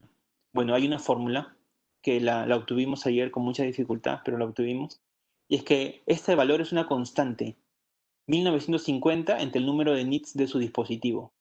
Si mi celular tiene 600, por ejemplo, yo siempre voy a tener esta constante, no va a cambiar. 1950 entre el número que ustedes pueden obtener me va a dar el tiempo en horas para la dosis de 60 joules. Esto va a ser siempre que ustedes estén entre 10 y 20 centímetros lejos de la pantalla, que es normalmente lo que siempre lo usamos. Entonces, esta es la fórmula que deben de recordar. Esta es una constante, el valor que pueden obtener ustedes del dispositivo que pueden tener, me va a dar el tiempo. Y esto es importante porque no solo para ustedes como pacientes, sino el médico. El médico que recibe preguntas de los pacientes puede hacerle recomendaciones objetivas. O sea, el celular que tienes, sabes que si lo usas al máximo de brillo y tú tienes cierta predisposición para tener manchas en la cara o melasma, vas a tener tu pigmentación. Eso es así, va a ser siempre así y ese de repente es algo que por mucho tiempo no lo hemos tenido en mente, no lo hemos tenido claro. Acá hay un gráfico que les hace ejemplos de celulares un poco más recientes. Fíjense el iPhone 11, el Samsung Galaxy S10, fíjense los valores de nits. Por supuesto que el ejemplo que les puse antes era el que más tenía en brillo, pero probablemente ustedes tengan uno de los celulares de aquí. Fíjense los brillos a los cuales están expuestos, pueden usar la fórmula que les enseñé antes y pueden calcular el tiempo en que se demoran en pigmentarse. Y también pueden tener en cuenta cuando de verdad quieran despigmentarse y quieran mejorar, ¿no? Una vez sabido esto, lo teórico, y una vez sabido lo práctico, porque he tomado buen tiempo en explicarles lo práctico, esto es súper rápido y es cómo me debo de proteger. El comportamiento, las prendas de vestir y protectores solares químicos en ese orden de prioridad. Las fotos son fáciles de reconocer. El primer pilar para cuidarme es comportarme adecuadamente. Es diferente que esta persona que está descansando bajo la sombra de un árbol, es diferente que esté aquí a que esté em, sentada con sus mascotas a la luz del sol. O sea, es un tema de educación. ¿Cuánto se quiere proteger esta persona? Es diferente que yo haga mis actividades del día a día entre las 10 de la mañana y las 4 de la tarde, cuando yo las puedo hacer tranquilamente antes de las 10 o 11 de la mañana y después de las 4 o 5 de la tarde. O sea, es un tema de mis decisiones. O sea, son decisiones que no me cuestan. De repente, si dependen enteramente de mí, no tienen una repercusión económica. Yo puedo decidir hacerlas o no hacerlas. Fíjense cómo estas personas deciden caminar bajo la luz solar y estas personas deciden caminar por relativa sombra. O sea, es un tema de comportamiento. Y los que les ponía a ustedes en los ejemplos de las diapositivas iniciales, cuando la luz va a incidir sobre superficies más blancas, más claras, va a ser mayor el reflejo de la luz solar. Entonces, probablemente estas personas terminen con mucho daño en los ojos y en la piel porque no están protegiéndose bien. Nuevamente el tema del comportamiento. El tema del comportamiento no requiere un gasto económico. El tema del comportamiento no requiere más que la costumbre, pero sí requiere que lo sepan. El tema de la educación también tiene que ver con esto. ¿Cómo yo puedo proteger mi piel o mi rostro si uso todo el día la computadora o el celular? Pues es bastante fácil y se han dado cuenta de esto probablemente en los últimos meses, que tanto los dispositivos, por ejemplo, WhatsApp o dispositivos electrónicos, cada vez me ofrecen mejor o más al alcance el poder cambiar una pantalla blanca a una pantalla oscura. Fíjense que los tres ejemplos son opciones que me ofrece el celular y que yo puedo decidir como usuario usar. Y las tres tienen el máximo brillo, pero fíjense cómo cambia. De una pantalla muy blanca, que ya les he enseñado que cuanto más blanco es más luz azul, a una pantalla oscura o a la opción que le ofrece como el celular como luz nocturna o night shift, que me ofrece un color más amarillento. ¿Y por qué amarillento? Porque cuando ustedes analizan el espectro de luz que nos ofrece el celular en su pantalla blanca, van a ver que todas las pantallas blancas a la cual nos expongamos tienen un espectro de luz azul bastante alto. Pero cuando yo cambio mi celular a un tono ámbar, el tono ámbar es un tono amarillo. Fíjense cómo cambia mi espectro de luz que emite en la pantalla. No solamente me ofrece menos brillo, sino que eh, contradictoriamente a lo que podríamos pensar, la curva es con una pendiente negativa inicialmente y después prioriza tonos de luz que son beneficiosos, que son los tonos de luz rojos o amarillos, pero baja constantemente o muy, muy constantemente los tonos azules cuando ustedes ponen en este tono la pantalla del celular. Entonces, el comportamiento no solamente es a qué hora salgo de casa, sino también cómo manejo yo mi tecnología. El segundo pilar, como para ya ir terminando, es las prendas de vestir. Si ustedes recuerdan lo que les dije del tono oscuro, cada vez que ustedes vean un color oscuro o negro, ¿qué significa? Que la luz que llega hasta esa superficie casi no rebota, por lo tanto yo lo veo de un tono negro o un color negro. Bueno, no es un color, pero un tono negro. Entonces, ¿qué significa que yo recomiende como médicos prendas oscuras? Significa de que la luz que le cae a la camisa de este chico pues va a rebotar con mucha dificultad o casi nada hacia su rostro. Entonces, aunque estas personas sientan mucho calor con prendas de vestir oscura, ¿por qué sienten calor? Porque la luz llega a las prendas oscuras y la prenda no rebota, no hace que rebote la luz, por lo tanto se calienta con facilidad. Pero así como no hace que rebote la luz, no va a llegar con tanta facilidad luz a mi rostro, ni tampoco va a pasar con facilidad la luz la prenda de vestir. Entonces es incómodo usar ropa oscura en verano, pero es la más sugerente o la más sugerida por los médicos, porque a pesar de que genera mucho calor, es la que más nos protege de la luz. Por supuesto que vamos a querer usar ropa clara, pero la ropa clara, el ejemplo contrario, ¿no? Si esta camisa fuera blanca y la luz llegara hasta acá, va a rebotar con facilidad porque ya han aprendido que todos los tonos blancos emiten mucha luz de rebote o casi en su totalidad. Y yo les aseguro que esta persona va a terminar con la cara roja de cierta forma. Entonces, es diferente, hay que tener conceptos claros. Y en cuanto a prendas, hablando estrictamente de luz azul, lo que les dije de los filtros ámbar. Esto les quiero mencionar porque es muy importante. Muchos de nosotros que podríamos usar anteojos, nos ofrecen las ópticas, pues te vendo estos anteojos con protección para la luz azul. Y ustedes dirán, pero ya, pues bueno, he escuchado que la luz azul hace daño, etcétera. Cuando ustedes reciben unos anteojos que son con lentes transparentes o blancas y les ofrecen que protege contra luz azul, eso es falso. Eso no existe. Eso es un engaño. Porque la única lente que les protege contra la luz azul, la única, ni siquiera es la lente amarilla, es la lente que tiene un color ámbar, que es un tono entre amarillo y anaranjado. Y ustedes lo ven así, con este tono, porque físicamente, sin que le pongan ningún químico, ninguna sustancia sobre la luna, ya el color de por sí hace que la luz azul no pase. Y eso va a ser así como una constante. No existen los lentes con filtros para luz azul que tengan luna blanca. Eso físicamente no se puede dar. Pero sí los filtros que tengan, que son más fáciles para manejar, para estar en el día a día. Ustedes se van a ir dando cuenta o pueden hacer memoria de cuando han escuchado estos conceptos. Y sí es verdad que solamente este tono ámbar les protege para la luz azul. Rápidamente, los fotoprotectores químicos. Cualquier fotoprotector químico va a tener dos componentes principales, las partículas inorgánicas y orgánicas. Y van a ser mucho mejores los bloqueadores que me den partículas inorgánicas. Es decir, para el común denominador, los bloqueadores que tengan color van a ser mejor que los bloqueadores que sean transparentes. Porque el color me va a dar, va a ser consecuencia principalmente del dióxido de titanio y dióxido de zinc. Y ustedes que de repente nunca han escuchado estos conceptos se preguntarán, ¿pero por qué? Porque cuando yo grafico numéricamente la luz ultravioleta del 315 al 400 y yo grafico la luz visible, hay muchos filtros químicos que me va a ofrecer el bloqueador y que no todos me van a cubrir como yo debo o como yo espero la luz ultravioleta, ¿no? En cambio, los filtros inorgánicos, especialmente el zinc y el dióxido de titanio, van a tener muy buena cobertura frente a ultravioleta y van a tener relativamente buena cobertura sobre la luz visible que más me afecta, que es la luz del espectro azul. Entonces, y los bloqueadores que tienen estas moléculas, inevitablemente son bloqueadores blancos. El efecto MIMO, que de repente es muy molesto en los fotoprotectores, va a ser como consecuencia de que estas moléculas van a estar presentes, pero ya saben ustedes que dentro de todas las moléculas que puede presentar o ofrecerme un bloqueador, tengo que buscar estas de acá, porque no solamente me protegen muy bien contra ultravioleta, sino que me protegen relativamente bien contra la luz visible que me hace daño.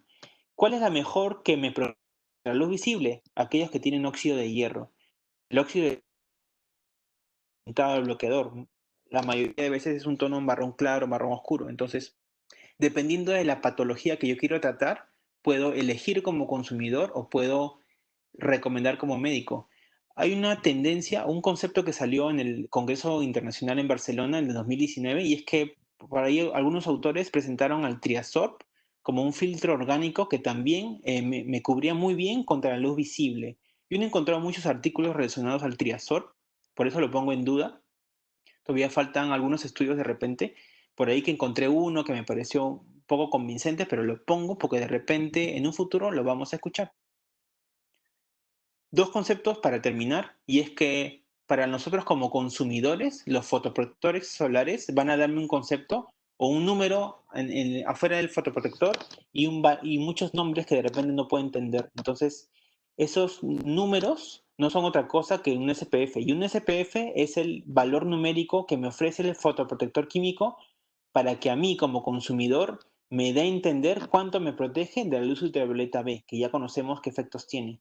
Les pongo ejemplos para que aprendan qué significa. Si un SPF de 15, por poner un ejemplo, me ofrece un químico, y ustedes pueden decir como consumidores, bueno, pero este valor es muy poquito porque a mí me han enseñado que de 50 para más o de 100 para más. Pero ¿qué significa este valor de 15? Significa de que cuando ustedes usan una crema solar en cualquier parte de su piel y la luz que llega hacia su piel, que tiene la crema, intenta traspasar la crema o el bloqueador, pues un porcentaje sí va a llegar a traspasar la crema y un porcentaje sí va a llegar a tocar su piel. Ese porcentaje que llega a pasar la crema bloqueadora y que llega a su piel va a ser un quinceavo de la radiación que llega a la piel. Por eso sale el número 15. El número 15 sale de una fracción. No sé si se ve bien por el tono negro, pero el número 15 sale de una fracción y si yo redondeo la fracción de un quinceavo, que sí llega a pasar la crema, y la llevo a centésimas, o la llevo a porcentaje de 100, yo voy a darme cuenta que un quinceavo es 6%, porque 6 entre 100 es 6%. Y si el 6% de la luz ultravioleta que llega a mi piel o que llega al bloqueador sí pasa y llega a mi piel, entonces yo puedo saber que ese protector solar me va a proteger como 94%. Porque 94 menos 6 es 100. O 94 más 6 es 100. Entonces, Es un juego de palabras que nos intenta dar el bloqueador, pero ustedes como consumidores y muchos de nosotros como dermatólogos de repente no tenemos claro los conceptos. El mismo juego de palabras lo puedo llevar aquí. ¿Qué pasa si un fotoprotector me dice que me protege como 30? ¿Qué significa? Que un treintavo de la radiación que va a llegar a la crema va a traspasar la crema y llegará a mi piel. Es una fracción más pequeña que un quinceavo. Y 1/30 llevado a porcentajes es 3%, ¿no? Es un juego de números, un juego de palabras. ¿Qué significa?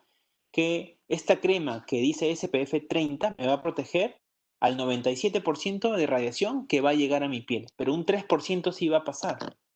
Eso significa el valor numérico. Y si ustedes llevan este juego de palabras a los ejemplos posteriores, ¿qué van a tener?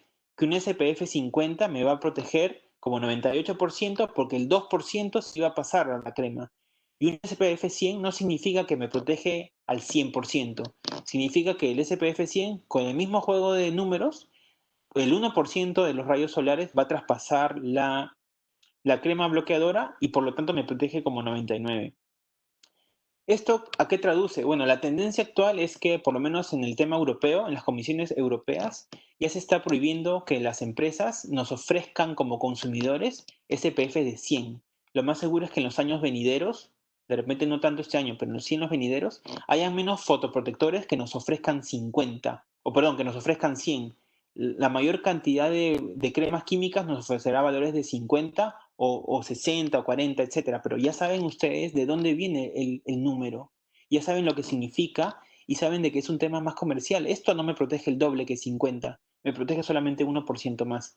Para aquellas personas que tienen condiciones en la piel en donde es muy importante que se protejan al máximo, de repente para ellos sí será significante que busquen la mayor protección posible, porque hay condiciones que se agravan mucho con la luz solar o con la luz artificial.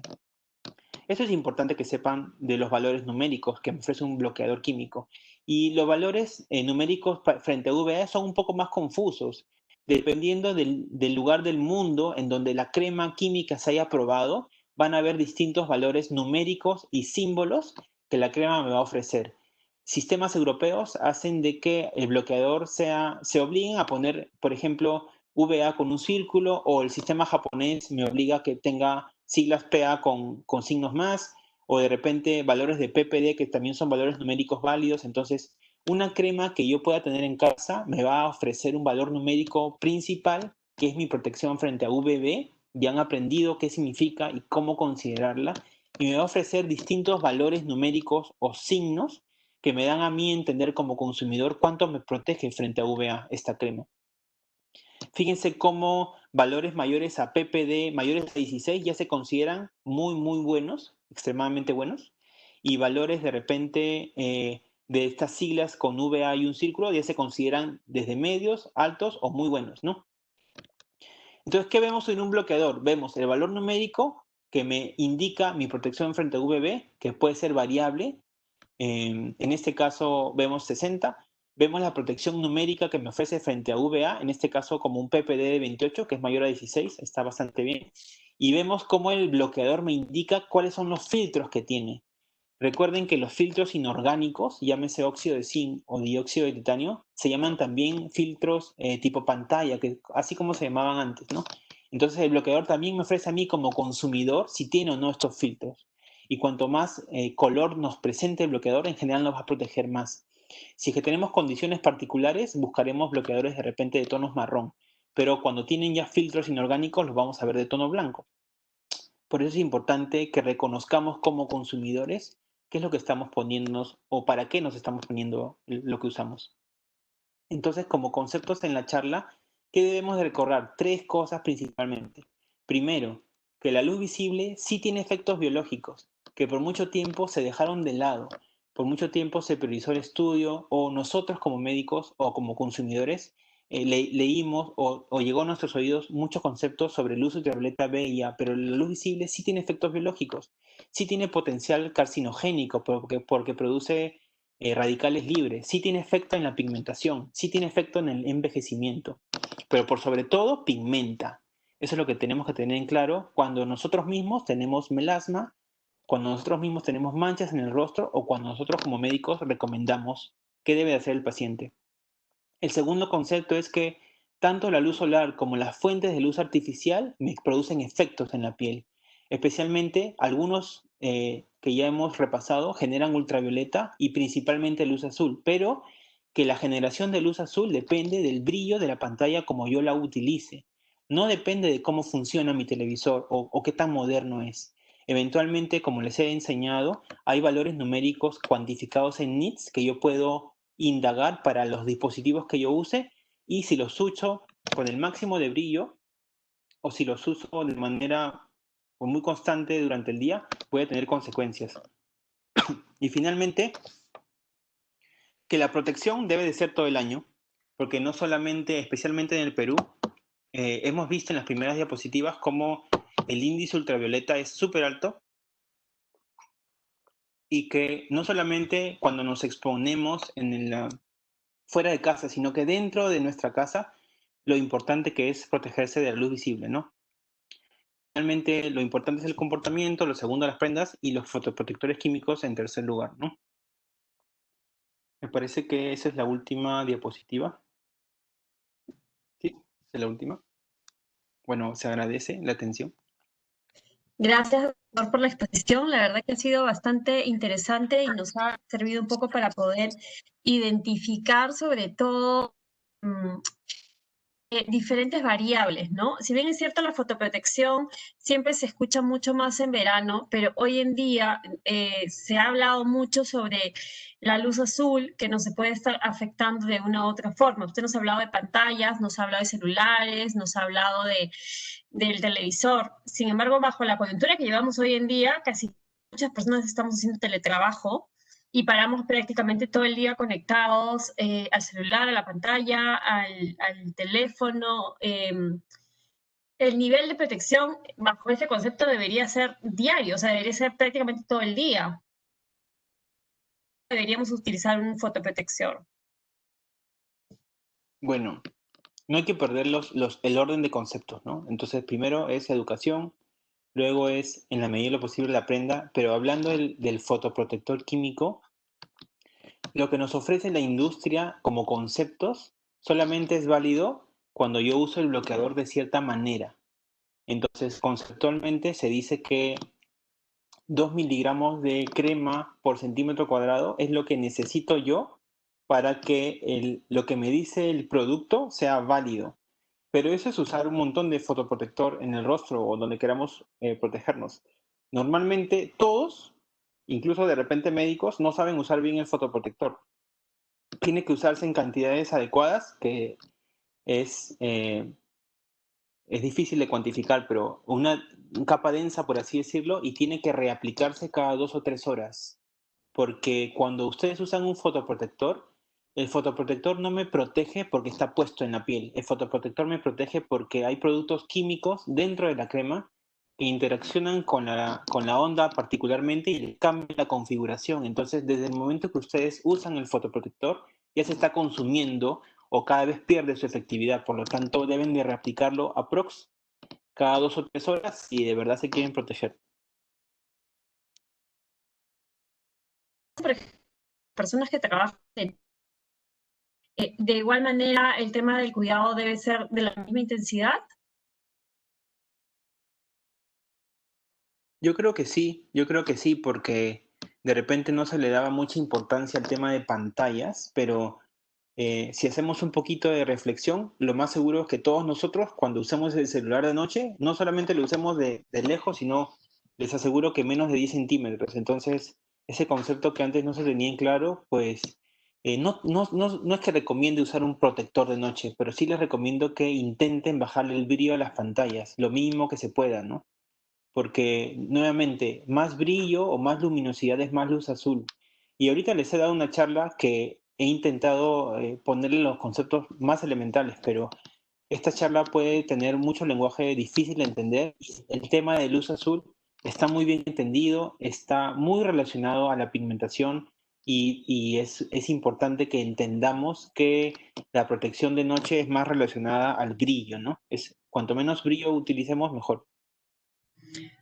Que nos queda claro entonces que que en el nos queda claro entonces ello, ¿no? Consulta referente a los niños, que también están todo el día trabajo, o sea, están prácticamente no teletrabajo, pero sí están conectados a sus dispositivos por el tema del colegio. ¿Cuál sería el nivel de protección en ellos?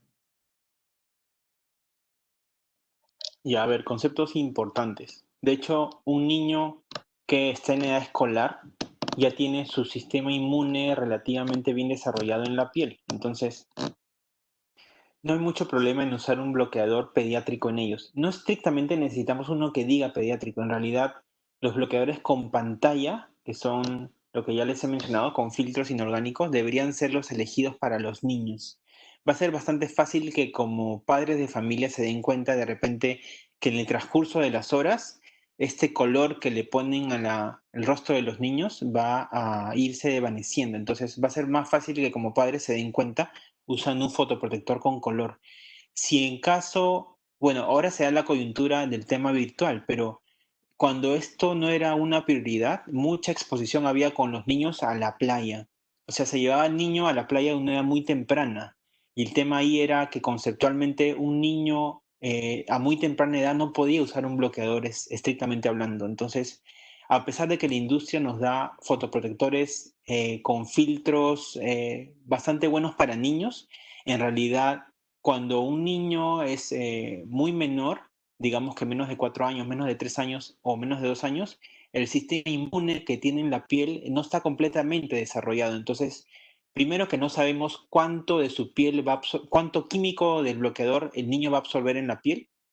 No sabemos las consecuencias de absorber un químico a muy temprana edad y tampoco se sabe a ciencia cierta si es que cuánto va a proteger o cuánto daño le estamos haciendo al niño por exponerlo al sol, que es una luz natural a temprana edad. Entonces, estrictamente hablando de los dispositivos y por la coyuntura actual, basta que le pongamos un filtro inorgánico con color o con pantalla, yo creo que va a ir bastante bien, ¿no?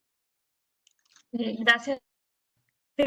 Realmente ahí viene la duda, ¿no? Ya sabemos que los niños de cierta manera ahora están en casa, eh, bajo ese mismo concepto, eh, ya si se verano, los niños también ya en cierta manera como que el gobierno está comenzando a decir que se va a poder comenzar de repente a salir de cierta forma, los padres igual están sacando a los niños en verano, acaba de comentar que no se debería utilizar porque no se sabe todavía cuál puede ser el daño en niños menores, ¿no? Como de 2 años, 3 años. Sin embargo, hay algunos médicos que sí recomiendan el uso de protección solar. En estos casos puntuales, niños pequeños, ¿qué deberían utilizar? ¿O qué recomendaría? ¿Cuánto tiempo de repente deberían estar realmente puestos o en qué horario? Deberían todos usar sombrero, eso es lo primero, ¿no? Van a ver ustedes como médicos y como personas en general que cuando se acerque nuevamente el verano, muchas más personas, tanto niños como adultos, van a estar usando sombreros o sombrillas. Y eso es tanto porque se han dado cuenta que es beneficioso como por recomendación médica. Entonces los niños, de todas maneras, sombrero. Y el sombrero que se recomienda es un sombrero de ala ancha, no solamente los que tengan visera al frente, sino que les cubra las orejas. Ala ancha es 7,5 centímetros, más o menos. Eso es lo primero. Lo otro es que si es que sin necesidad de ir a la playa, ustedes salen con los niños a la calle, intenten tenerlos con manga larga. De repente es difícil para el niño usar una prenda oscura, pero manga larga por lo menos. Y el tiempo de exposición es lo mínimo posible. Porque nuevamente, o sea, el concepto se repite. Nosotros no sabemos, eh, hoy en día, la luz ultravioleta que recibimos del sol es mucho más dañina que hace 10 años.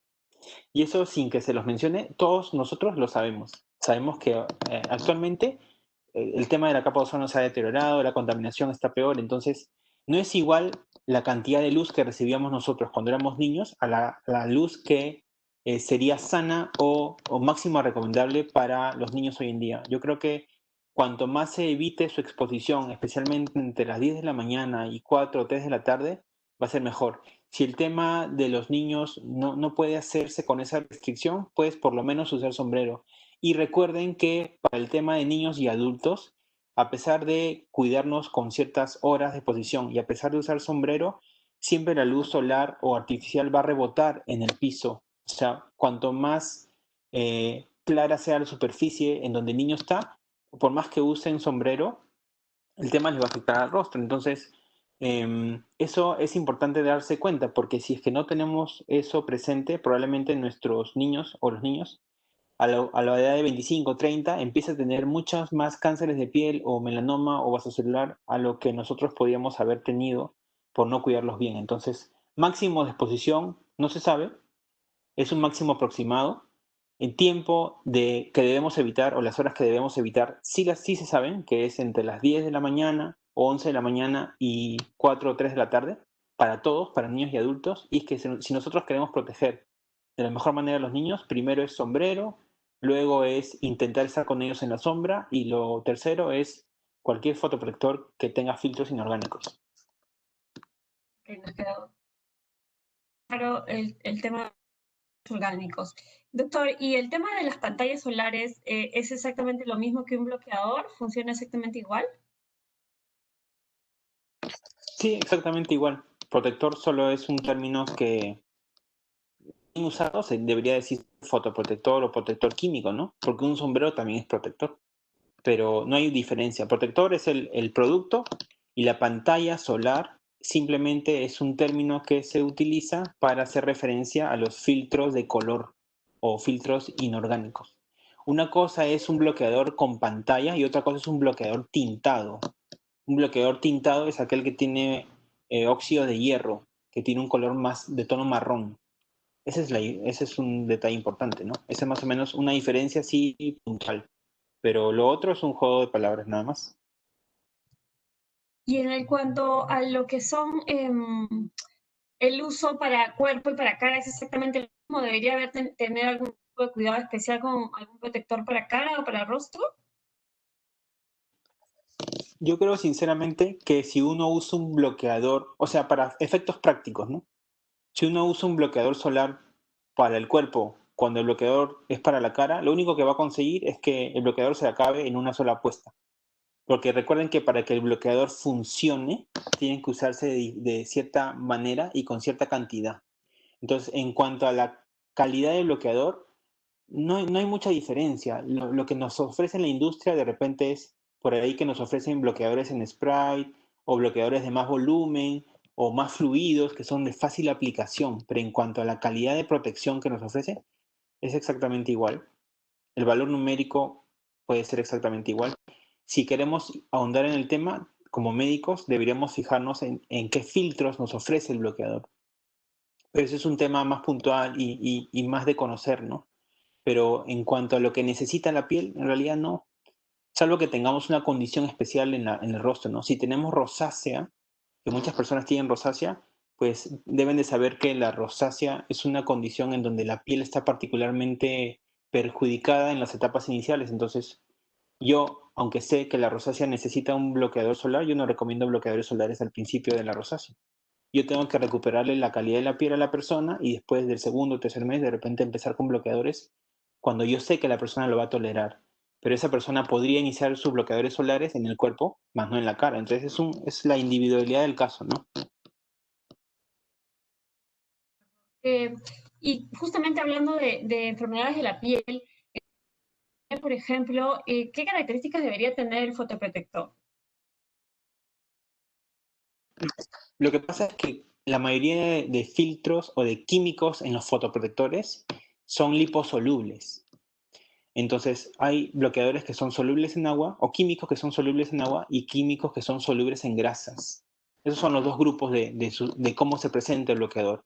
Por eso es que un bloqueador puede ser para el consumidor muy graso físicamente, como muy acuoso. Entonces, ¿por qué uno u otro? Porque hay moléculas orgánicas que se disuelven mejor en una sustancia más grasa que en otra. Entonces, pero la mayoría de ellos son lipofílicos, por lo tanto van a tener mayor tendencia a producir tapones en los poros, en los comedones, van a producir más comedones.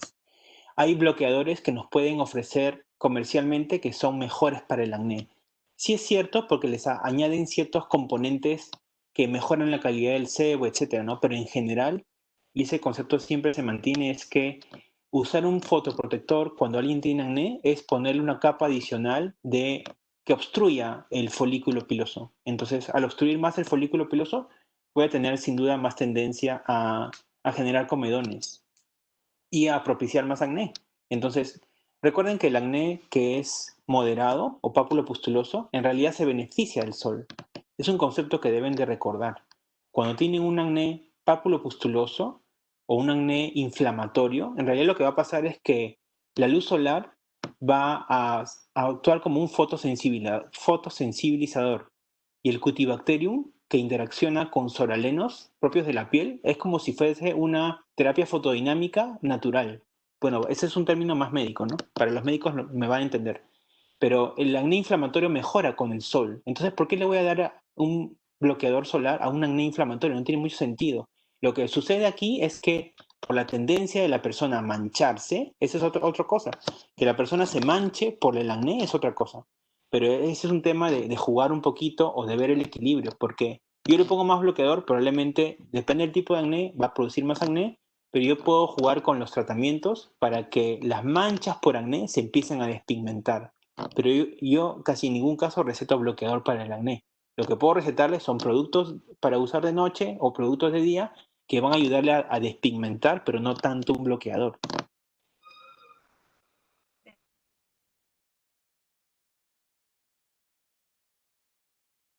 Igual creo que se te escucha entrecortado, pero igual yo puedo leer las preguntas.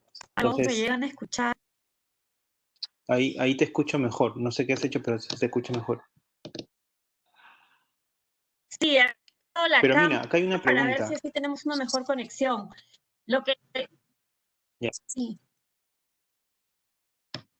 Yo creo que igual tu conexión está un poco alicaída. Pero nada, acá hay una pregunta, la voy a responder porque seguramente me la vas a hacer. Mira, en psoriasis se puede aplicar el fotoprotector y si es así, ¿con qué características es recomendable? La respuesta a esa pregunta es que la psoriasis mejora con la luz. La psoriasis es una condición que en ciertas etapas de la enfermedad o como estadios en el tratamiento, uno recomienda como médico la fototerapia, que les había explicado luces fluorescentes, en donde se da luz ultravioleta y la psoriasis mejora. Y eso es así porque la psoriasis es una condición en donde la piel se inflama y parte del efecto que tiene la luz en la piel es que produce una inmunosupresión local. Los leucocitos, los linfocitos, etcétera, cuando la luz llega a la piel, migran y se van del epidermis en realidad. Entonces, la respuesta a la pregunta es, si yo me expongo de manera medida a la luz solar cuando yo tengo psoriasis, no necesito un fotoprotector estricto porque yo voy a mejorar mi psoriasis. Pero ¿qué pasa si yo me expongo a la luz en exceso? Yo voy a dañar mi piel con quemaduras solares. Y cuando la psoriasis es una enfermedad que está muy presente en la persona y yo daño en la piel, voy a producir más placas de psoriasis. Entonces, eh, protector en psoriasis, por supuesto que ayuda. Como la piel de la psoriasis es particularmente una piel dañada, pues probablemente el químico del fotoprotector se absorba diferente. ¿Podría producir daño? Sí, podría producir.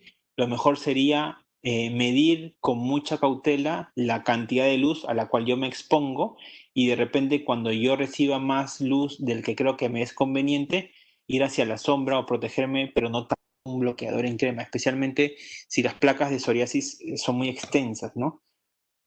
Puede comportarse el químico diferente cuando la piel no está completamente sana, ¿no? aló, no sé si me llega a escuchar, doctor. Sí te escucho, pero de repente se corta. A ver, vamos a probar. Ahí te escucho bien. Sí, parece que tengo una conexión bastante mala. Sin embargo, bueno, creo que de cierta manera hemos podido tener un webinar y hemos podido escucharlo. Hay todavía algunas consultas, creo, dentro del grupo, como por ejemplo si hay curación para el melasma. Es una de las preguntas que nos están haciendo. Curación para el melasma. Eh, lo que deben de saber como médicos lo saben, pero como pacientes es que nunca se le ofrece al paciente con melasma curarse al 100%. Eso es una constante. Y probablemente los médicos que lo han tratado se han podido dar cuenta. Una persona, hombre o mujer, un paciente hombre o mujer, que tiene manchas por melasma, como el causal de esas manchas tiene muchas aristas. Probablemente muchos de los desencadenantes no podemos tratarlos. Algunos o muchos sí lo podemos manejar, pero otros estímulos para la pigmentación de la piel no se pueden manejar. Entonces, cuando uno desarrolla o lee bastante, con bastante detalle el tema de melasma, se da cuenta que tanto el tema, el tema vascular, el tema inflamatorio, el tema genético, el tema de receptores están muy presentes. Entonces, normalmente para curar el melasma, yo les recomendaría primero usar un fotoprotector adecuado. Para las personas que tienen melasma, un fotoprotector tintado o un fotoprotector, mejor aún si es con filtro de óxido de hierro, va a ayudarles un montón. Entonces, en el caso de melasma, yo sí recomiendo que usen óxido de hierro. Cuanto más oscuro sea el tinte del bloqueador, va a ser mejor. Recuerden que se tiene que aplicar las veces que les he mencionado. Lo otro es, lo que va muy bien es si es que no hay contraindicación para usar ácido tranexámico, pues sí, hay muchos artículos relacionados a ácido tranexámico. A mí particularmente me va bastante bien.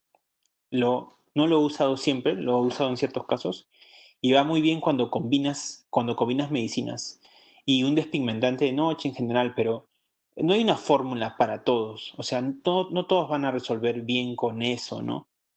Depende mucho del comportamiento, depende mucho de qué tan profundas sean las manchas. Es un tema difícil de tratar. Muchos médicos, dermatólogos, de repente van a preferir, si tienen que elegir muchos pacientes, al que menos van a elegir tratar es al de melasma porque al final el resultado también puede ser muy subjetivo entre lo que ve el paciente o lo que espera el paciente y lo que el médico puede hacer. Entonces es difícil de tratar, no hay una sola fórmula, pero si ustedes aplican todo lo que les he enseñado, si ustedes tienen melasma, les aseguro que van a mejorar. Porque tienen que reconocer que sus manchas no están ahí porque se les ocurre. Las manchas están ahí porque hay un estímulo a su piel. Entonces hay que aprender a reconocer el estímulo, hay que aprender a ver qué es del día a día que están haciendo mal, porque ya saben que la luz visible también pigmenta y pigmenta bastante. Y de repente usar lo poco de medicinas que hay para el melasma, usarlo bien y el tema debería de ir mejor. Ok, doctor Carlos. No sé si se me llega a escuchar. Me parece que se te escucha bien. Listo. Más bien, le voy a dar las gracias en nombre de Laboratorios Bagol Perú por estar esta noche aquí con nosotros y por poder darnos esta presentación. La verdad que nos ha ayudado muchísimo, sobre todo para poder tener los cuidados necesarios que hoy en día necesitamos. Le doy las gracias nuevamente en nombre de Laboratorios Bagol del Perú y ahora sí nos despedimos y no sin antes decirles que el video del día de hoy va a estar colgado en el fanpage de Laboratorios Bagol del Perú. Gracias, Jessica. Gracias a Babu por la invitación y a todos los presentes por darse el tiempo en esta charla un poco larga, pero espero que útil. Y ha sido bastante útil. La verdad que le agradecemos nuevamente por estar el día de hoy con nosotros. Al doctor lo pueden ubicar en carlos.rodriguez@upch.p, contacto, y lo pueden llamar al 219-0000 o al 992-79938. Muchísimas gracias a todos por estar presentes el día de hoy.